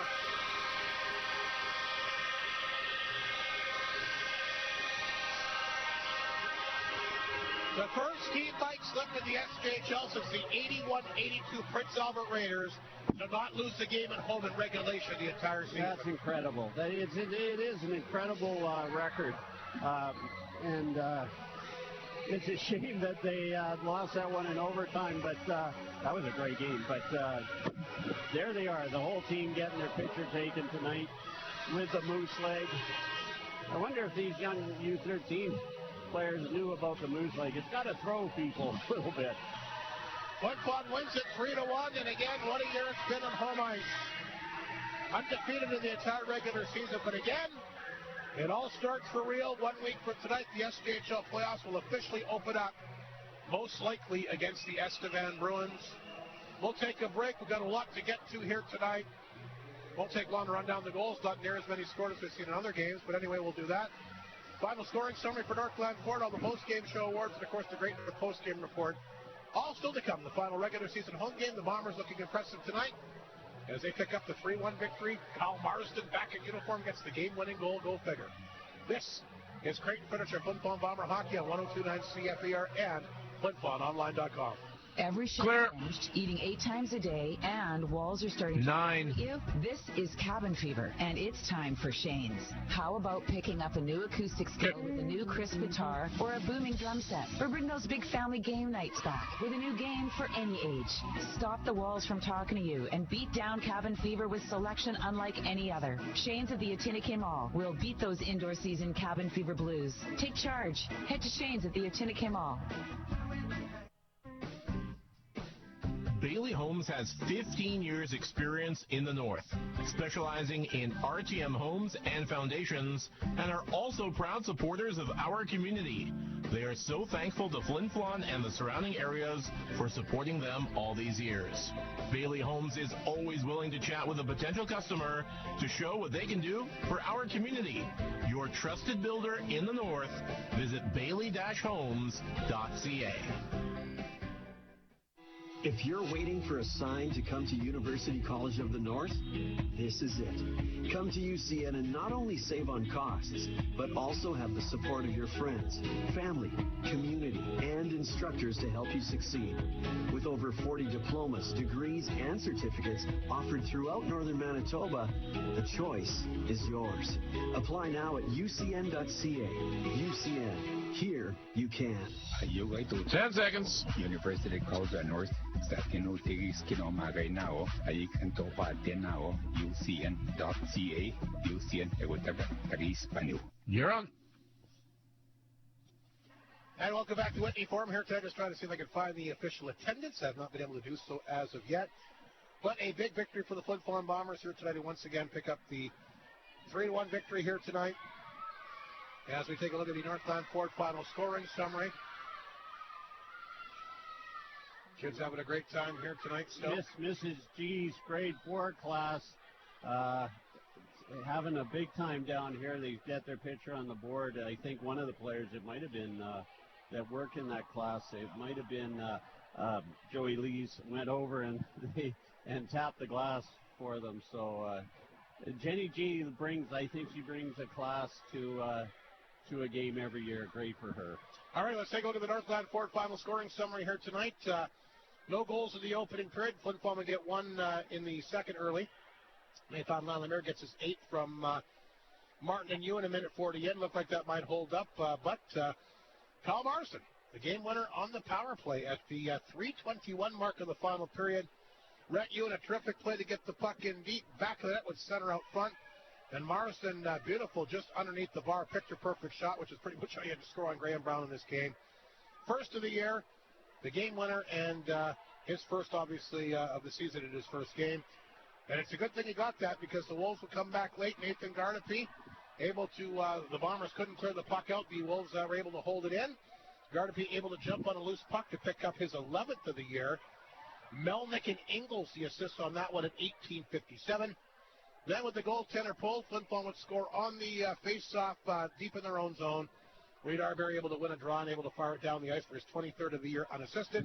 And that is the big insurance goal as Flin Flon picks up the 3-1 victory. Shots in the period were 11-7 Flin Flon. Bombers wind up with 47 tonight. The Wolves wind up with 11. Power plays, Flin Flon 1 for 6. Ronge 0 for 2. And with the victory, Flin Flon, like we said, a perfect, almost a perfect year on home ice this year. Did not lose a single game in regulation. They'll finish things up at 27-0-1. And like I mentioned, the first SJHL club since the powerful Prince Albert Raiders of 81-82 to go an entire year at home without losing a game in regulation. Been a long time coming. As good as the Melfort Mustangs were last year, 2 regulation losses in their own rink at home. Yeah, it's an incredible record. I gotta say, we've had some great Flin Flon Bomber teams since I've been here, but I think this is my favorite, and we know why. It's how deep they are. Nobody, Joey Lees has had a fantastic year, but there's no Justin Lees. There's no, super goal scorers, and you can rely on anybody. And I just like the way this team is. I like their camaraderie. I love how they are in the public, and all Bomber teams are good in the public. But there's something special about this team. So not to jinx anything, but I think I like the looks of it. We'll see what happens. The playoffs, of course, are a totally different ball game. Everybody starts at 0. And like I mentioned before, they're going to have 8 real hungry teams. I mean, obviously not to take anything away from Flin Flon, who've had a great year, but you know what? There's a lot of hungry teams. The Melfort Mustangs get themselves back in the playoffs. Looked like in the middle of January that they were pretty much done for. They're obviously going to be extremely dangerous no matter, who they match up with. It's looking now like most likely will probably be the Battleford Stars or Yorkton Terrors, which should be a good opening round. But again, that Melville team scares people. Be interesting if it is in fact Flin Flon Estevan, obviously the farthest teams proximity-wise. And again, if you're the Bruins, you come in here, nothing to lose, Mike. You just got to win one of those first 2 games. You never know. And I think we've always talked about the pair to the SJHL. I don't know if you really have a real team that is that much better than everybody else. I think they're all fairly close. Bombers haven't lost in regulation at home, Rob. But I hear what you're saying. You can't take anything for granted. Not in this league, and we've said it all year. And yeah, as I say, you don't want to. Who do you pick? Who do you pick to play? It's a toss-up, and it could be anybody's game and on any other day. We'll see. We'll take a break. Mike's got all the post-game show awards ready to go. We'll get to those next. And, of course, the Great North post-game report with Mike Reagan still to come from a very jovial Whitney Forum here tonight. Well over 1,000 fans. I didn't catch the official attendance, but it was a great crowd and a great atmosphere and a great hockey game between these two longtime rivals. And, again, always nice to have Bob Beattie back in the building as well. So kind of a perfect night here at the Forum. We'll take a break. Post-game show awards next here from 102.9 CFER and FlinFlonOnline.com. Clear. Northland Ford proudly supports the Flin Flon Bombers throughout the SJHL season. The Bombers will play tough like the Ford F-150, the toughest truck on the market for over 40 years. Northland Ford helping the community cheer on the Bombers as they work to bring a championship to the best fans in the league, and they provide you with the best selection on their lot. In the North, for the North, Northland Ford, the dealership you tell your friends about. Grab your green hat and head to the North of 53 Co-op because they're bringing you savings from 10, 20, 30, and even 40 years ago. You can save money on pork loin, seedless grapes, fresh... I got 887 as attendance. ...items. Relive the days when big hair and spandex were all the rage. 887, yep. That'll, totally blow your mind. Only at the North of 53 Co-op. You're at home there. Hudbay is proud to be a sponsor of this Bomber broadcast. From donations for bursaries, hockey schools, clubs, community events, charities, and so much more, Hudbay has supported our community with dedication and generosity, contributing to events and organizations. Hudbay thanks the people of Flin Flon for their continued support. Life is sweet when you upgrade your home with Maytag's Kitchen Suite Savings at Creighton Furniture and Appliance Center. You can save $150 when you purchase any 2 qualifying Maytag major kitchen appliances, or go all out and save an additional $300 when you purchase 3 or more 10 seconds. Maytag kitchen appliances. Transform your kitchen and take advantage of Maytag's Kitchen Suite Savings event at Creighton Furniture and Appliance Center ending April 1st. You're on. All righty, back at the Whitney Forum. Mike Slip will jump in with the post-game show awards. I guess we'll do the 3-star selection. Mike, who do you got? Number 3-star, Daniel Morozov. I thought he had, you said it, he plays good every night, but I thought he had an exceptional game tonight. He was always involved, made some great plays, and so Daniel Morozov is my 3rd star. Number 2, how could I not go with Graham Brown in the top 3? Just an outstanding game, especially in that first 18 saves period. But he was there. You mentioned how great he is positionally, and you're absolutely right. He is. I'm going to give the number 1 star to Kyle Marsden. I thought about a Warrior because he came back, but I thought he played. He didn't play a ton, but and that's what you expect. But when he played, he was effective. I've never seen him up in the play like he was. That's how he got that goal. He moved up offensively. He looked confident. Doesn't look like he missed a step. So great to see Kyle Marsden back. Great to see him score. Great to see that huge smile on his face. Great to see that huge smile on Mike Reagan's face. Warrior of the game, I'm going to go to Noah Larry, AP. Larry, I think is how you pronounce it. I'm sorry, and I'm sorry to his family if I mispronounce it. Well, I think it's Larry because I was calling him Larry last game, but Martin Smith, a guy, obviously a good friend of mine from Battleford, is the coach, and he sent me a message and said, no, it's Larry. So okay, that's how I know that. There we go. But he played a physical game. He was engaged. He's a great skater. I thought he was exceptional tonight, and as I say, it reminds me of Briho and Ulmer when they came up at the end of the year last year. They looked fantastic. They did, absolutely. And Noah looked that way too. But, you know, Grant Galish, and again, I apologize if we get that wrong, thought he played a pretty good game himself as an AP. So. Yeah, I think it's Galish, but I could be wrong. Anyway, both those guys look good tonight, and I'm pretty sure that they'll both play, of course, the last regular season game in Ronge tomorrow. Again, good effort by the Wolves side. Didn't get a lot of great offensive chances, but again, the thing that really impressed me, how they didn't make a lot of bad errors, and hung around. They played. Yeah. They did the elements that they have. They played physical.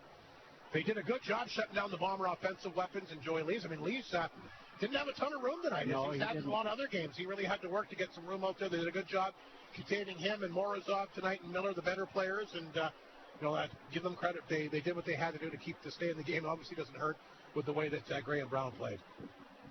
There he is. So we'll take one last break. Come back with the victorious head coach, Mike Reagan's thoughts on an undefeated year at home in regulation. Again, the first time it's been done since an SJHL team since the early 80s, and of course those great PA Raider teams coached by the legendary Terry Simpson back in the day. We'll take one last break, come back with the head coach, and wrap things up here for our final broadcast of the regular season here on 102.9 CFAR and FlinFlonOnline.com. Clear. The NHL Star Stick Meal is back at McDonald's for the entire month of March at your Flin Flon location. You got it. The 7-Star Stick Meal features select entree options with medium fries, medium fountain drink, plus one of the 7 collectible NHL Star mini sticks. Make sure you try the McDonald's Hockey Hero Sandwich, topped with onions, 2 slices of processed cheese, 3 strips of bacon, lettuce mayo on a toasted home-style bun, and the Cadbury Cream Egg McFlurry back just in time for Easter, which is a smooth vanilla soft serve with a piece of milk chocolate swirled together with the delicious flavor of a sweet Cadbury cream egg blended together for a decadent, cool, and creamy dessert. Come by your local McDonald's to try these tasty treats, and remember, McDonald's wants to wish the Flin Flon Bombers all the best of luck throughout the SJHL playoffs in their quest to bring home the Cantera Seeds Cup. Great North GM is one of the leading new and used vehicle dealers in northern Manitoba, equipped with a highly trained and professional sales department. They also have multiple certified trained technicians on site to make sure you get the best service for your car, truck, or SUV at an amazing price. 10 seconds. Stop by Great North there's one there, the on LaRosse Avenue, because it's always a great day at Great North GM. Hello there, it's Rob Hart inviting you to join me Tuesday afternoons at 3:30 for the Norman Sportsline program, a presentation of Chicken Chef. Join us as we chat about all kinds of different sports, whether it's hockey, curling, football, basketball, all kinds of high school sports, golf, table tennis, whatever's going on locally and abroad. We'll chat about it in the Norman Sportsline program. Once again, heard Tuesday at 3:30 right here for Chicken Chef, and of course on your local sports leader, 102.9 CFAR and FlinFlonOnline.com. You're on. And we're back here at the Whitney Forum. Mike Reagan, the victorious head coach, will join us. Mike, 3-1 victory. Just chatting before we went to air. Boy, what a performance by the Ice Bowl netminer tonight. I mean, you had 18 shots and a lot of quality ones. He was in the zone for sure. Yeah, that first period, I thought Reed Arbery could have had a hat trick. Puck was on a string for him, all night, and we were just mentioning it's funny how the goal that he scores is an empty netter. He definitely deserved a goal here tonight. He probably deserved 5. I thought Reed Arbery was real good tonight. Give their goaltender a lot of credit. I mean, we generated a lot of opportunities, and this very easily could have been a 10-0 game. Going out after the second period there, I said to Bob, I said, "What did you feed Browner this morning?" And he said, "Thank God we got Browner tonight." But yeah, great performance by him. You got to give him a lot of credit for keeping his team in there and giving them a chance. And, they score one late and they're able to pull the goalie and give themselves a chance. So, hey, if it wasn't for Browner, they don't have that opportunity. So good for him. Kyle Marsden, Mike, back in uniform tonight, gets the game-winning goal, almost had another one. Looked pretty for a guy that hasn't played a game in well over a year. He played pretty well, I thought, at both ends of the ice. Well, yeah. Well, you got 2 games at the beginning of the year, right? But it's been 5 months where he's been, recovering from the injury, and good on him. And he was put into the fire because Miskew got his lip cut early on, had to go get stitches, and then we lost Xavier in the fight. So we're down to 4 D-men, and Kyle's got to play that many minutes in his first game back. So, I mean, we accelerated his conditioning, I guess. But I thought he did a great job. And as you mentioned on the call there, Hardy, about the hair gel and that, I was really happy for him. I mean, did you hear the ovation from the crowd when they announced the goal? Yeah. Well, did you see all our guys tapping their sticks after and everything like that? I mean, he obviously has a very strong connection with the boys and the people in this community because, he's gone through so much, and for him to get rewarded just the reward was to play tonight. Sure. And I'll tell you a story, honestly, Hardy. He only got the doctor's note today from his surgeon in Calgary that he was cleared to play, and I told him if he didn't get that note that he wasn't playing, and he did, and thank goodness he did. And like I said, I mean, just to get him in the lineup, that felt great, but for him to score the game-winning goal, just awesome, and very happy for him. Well, it's a great story for sure. He played well, and again, Mike, a lot of guys not in uniform, but some great opportunities for some other guys. I got a comment about Connor Miller, how good he was, and I know you want him out there at the end of the game for those big face-offs. Yeah, I mean, when you trade for a guy that has a face-off percentage like his, you definitely want to put him in those situations, and most of the time he's going to come through with a big face-off, and I can't remember. I think it was a bit of a 50-50 scramble there, and then Rito gets it and puts it into the empty net, and obviously that was huge for us. Big win, Mike. Like I said, I think it's since the Prince Albert Raiders of 81-82. Yeah, no, I haven't lost a game in regulation.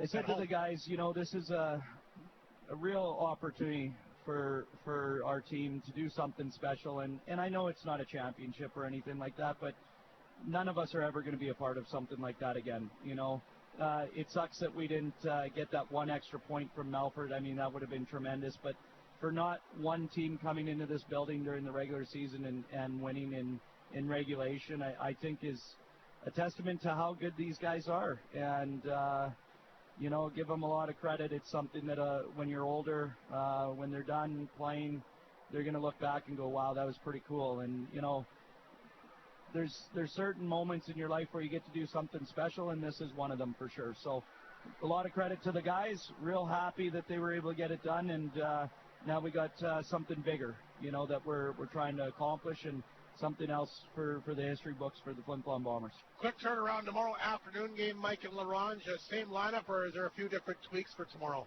We'll get some of the other D-men that we're sitting out. Bruce will play tomorrow? Bruce will probably play tomorrow. Sammy Ward will probably play tomorrow. We're not gonna play Knutson, even though he's fine.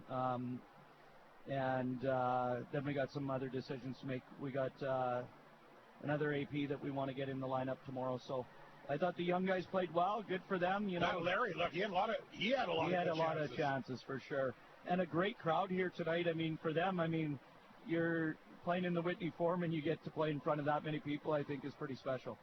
So and I guess I'm assuming you'll see Finn Werner will play tomorrow. Yeah, Finner's going to play tomorrow. That was always the plan. So excited about tomorrow. Obviously, we want to get the job done there, and we should be finding out here shortly if we're playing Estevan. They were up when I came up here. They were up 3-2. So 4-2 now. They won. The game's over. So it is Estevan. So we're playing Estevan. So Hardy, pack your PJs and your teddy bear, and we're going down on the long trip. Yeah, I know they at least get to open up here on Friday, Saturday. That's right. Yeah. So we'll be playing the Estevan Bruins and obviously we've had some big matchups against them and 2 7-game series, and I'll tell you, you know who the happiest guy in the world is with Flin Flon playing Estevan? Marty Martinson. Oh, because he gets to see you. No, because he loves coming here. Yeah. I can tell you right now, Mike, without a shadow of a doubt, that is the happiest guy in the world if these two teams are playing.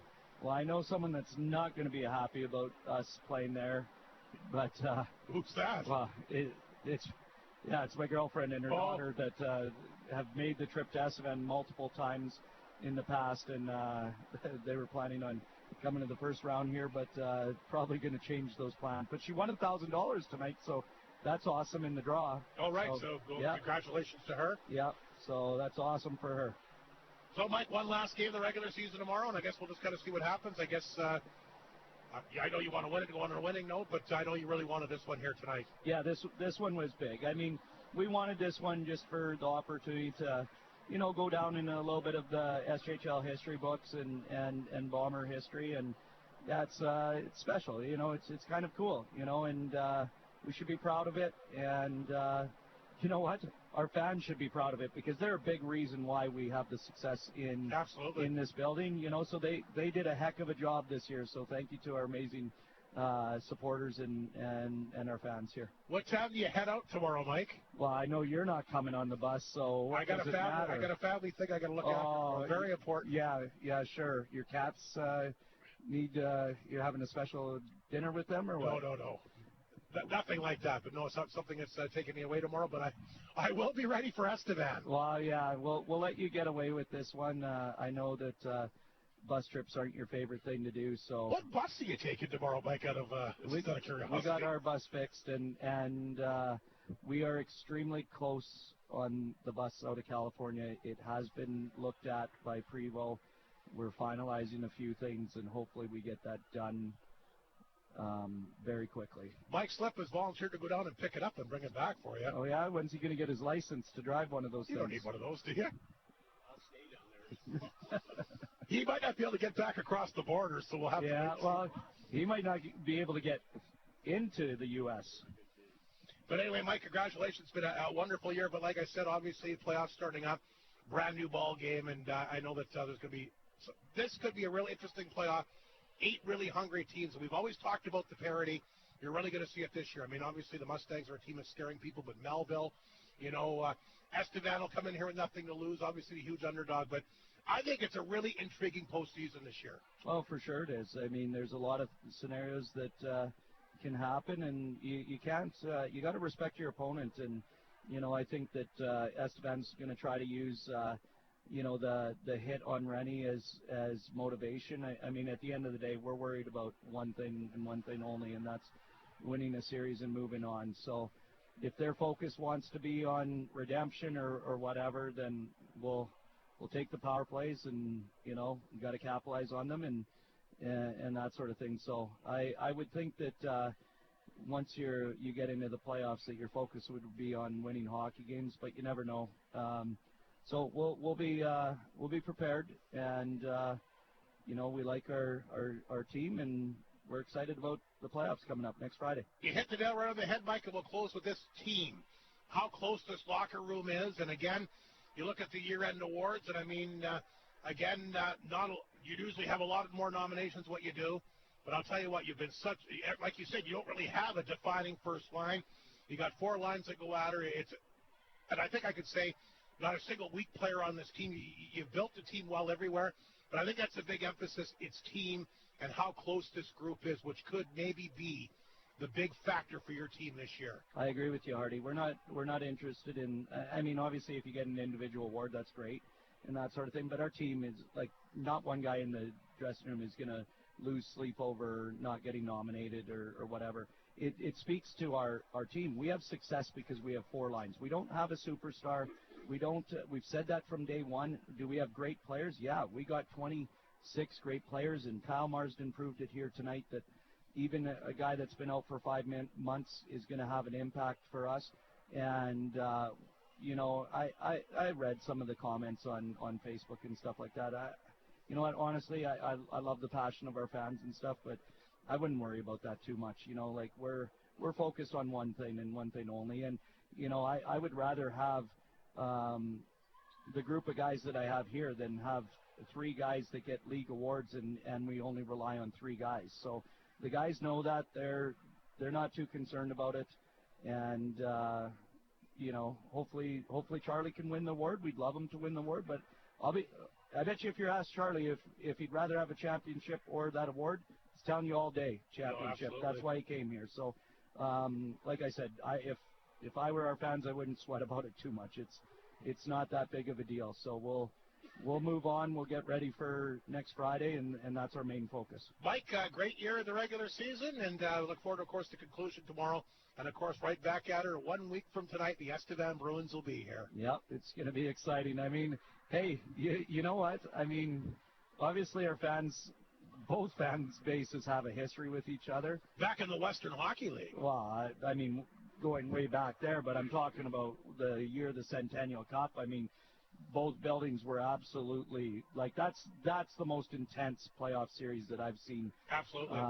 And so it's going to bring the intensity right off the bat in game one, so which is a good thing for us. Mike, congratulations. Great victory tonight, and we'll catch up with you soon. Sounds good. We'll bring Mike in, slip in here quickly to wrap things up. I think we're running a commercial, so we'll bring Mike in really quickly here as we get set to wrap things up. I'll run down the scores here quickly. Humboldt did win tonight 4-1 or 3-1, but it won't matter. Estevan beat Weyburn 5-2, so they're officially in. Yorkton has knocked off Belleville 4-3. Nipawin a convincing 8-2 victory against the Melfort Mustangs. And I've got Battleford a 3-0 lead on Kindersley in the third period. So Flin Flon Estevan it is, and I guess you and I will be back here 1 week from today. It'll be our next broadcast of Bomber hockey. All the playoff games, and we'll rekindle the rivalry against the Bruins. And like I said, very intriguing, interesting series. Looks like a big mismatch on paper, possibly, but again, you can't take anything for granted. No, I was just thinking as Coach Reagan was talking, how many, you and I've called a lot of Flin Flon Estevan playoff games, and he's right. They're always intense. Estevan fans a few of them seem to make their way up here. Of course, there was the noise controversy a few years ago. Yeah, it was the finals, yeah. And and Mike mentioned it, that was a great series, and I think the Bombers just ran out of gas. And then in the Centennial Cup that year, the Bruins ran out of gas. They weren't really effective at all in that Centennial Cup, which was in their hometown. Yeah. So a lot of history, all the way back. I remember listening to WHL games, the Estevan Bruins and the Flin Flon Bombers. Reason? A lot of fights. Yeah, I know they went at each other tooth and nail. You talk to anybody that played in that particular era. Anyway, Mike, thanks for your work here throughout the regular season. Look forward to, of course, having you back here for the playoffs, and it all begins 1 week from tonight. Look forward to it, Rob. Just one other thing. This season was weird on scheduling, but that being said, it flew by. So looking forward to the playoffs. Certainly are. Big thanks to Mike for his work throughout the year. I want to thank, of course, great to catch up with Bob Beatty and Mike Reagan. Again, their comments before and after the game here tonight. Hudson Breho, our big Creighton Pizza player profile. And of course, we reran the Norman Sportsline program with Hunter Lee, of course, now a middleweight champion in the MMA. Our second intermission guest, and of course, Raphael, our operator-in-chief, back at CF Air Control. So a little bit of history here tonight. Again, the Flin Flon Bombers will not lose a single regulation game at home and become the first team since the 81-82 Prince Albert Raiders to not lose a game in their own building in regulation. That says something. It's a milestone that goes back decades. And, of course, you know who the coach was of that Prince Albert Raider team? No. Terry Simpson. Oh, there you go. On the NHL, of course, Yep. big SJHL Hall of Famer. Anyway, Bombers win this one. Great goaltending performance by Graham Brown keeps the Wolves in it. Flin Flon finds a way to get her done 3-1 the final. Final regular season home game at the Whitney Forum. Thanks for everybody's great support. Enjoy the weekend. Don't forget to come out and watch some great U13 provincial hockey here throughout the weekend. And we'll see everybody back here for the next big Bomber game Friday night against the Estevan Bruins and the kickoff to the SJHL postseason.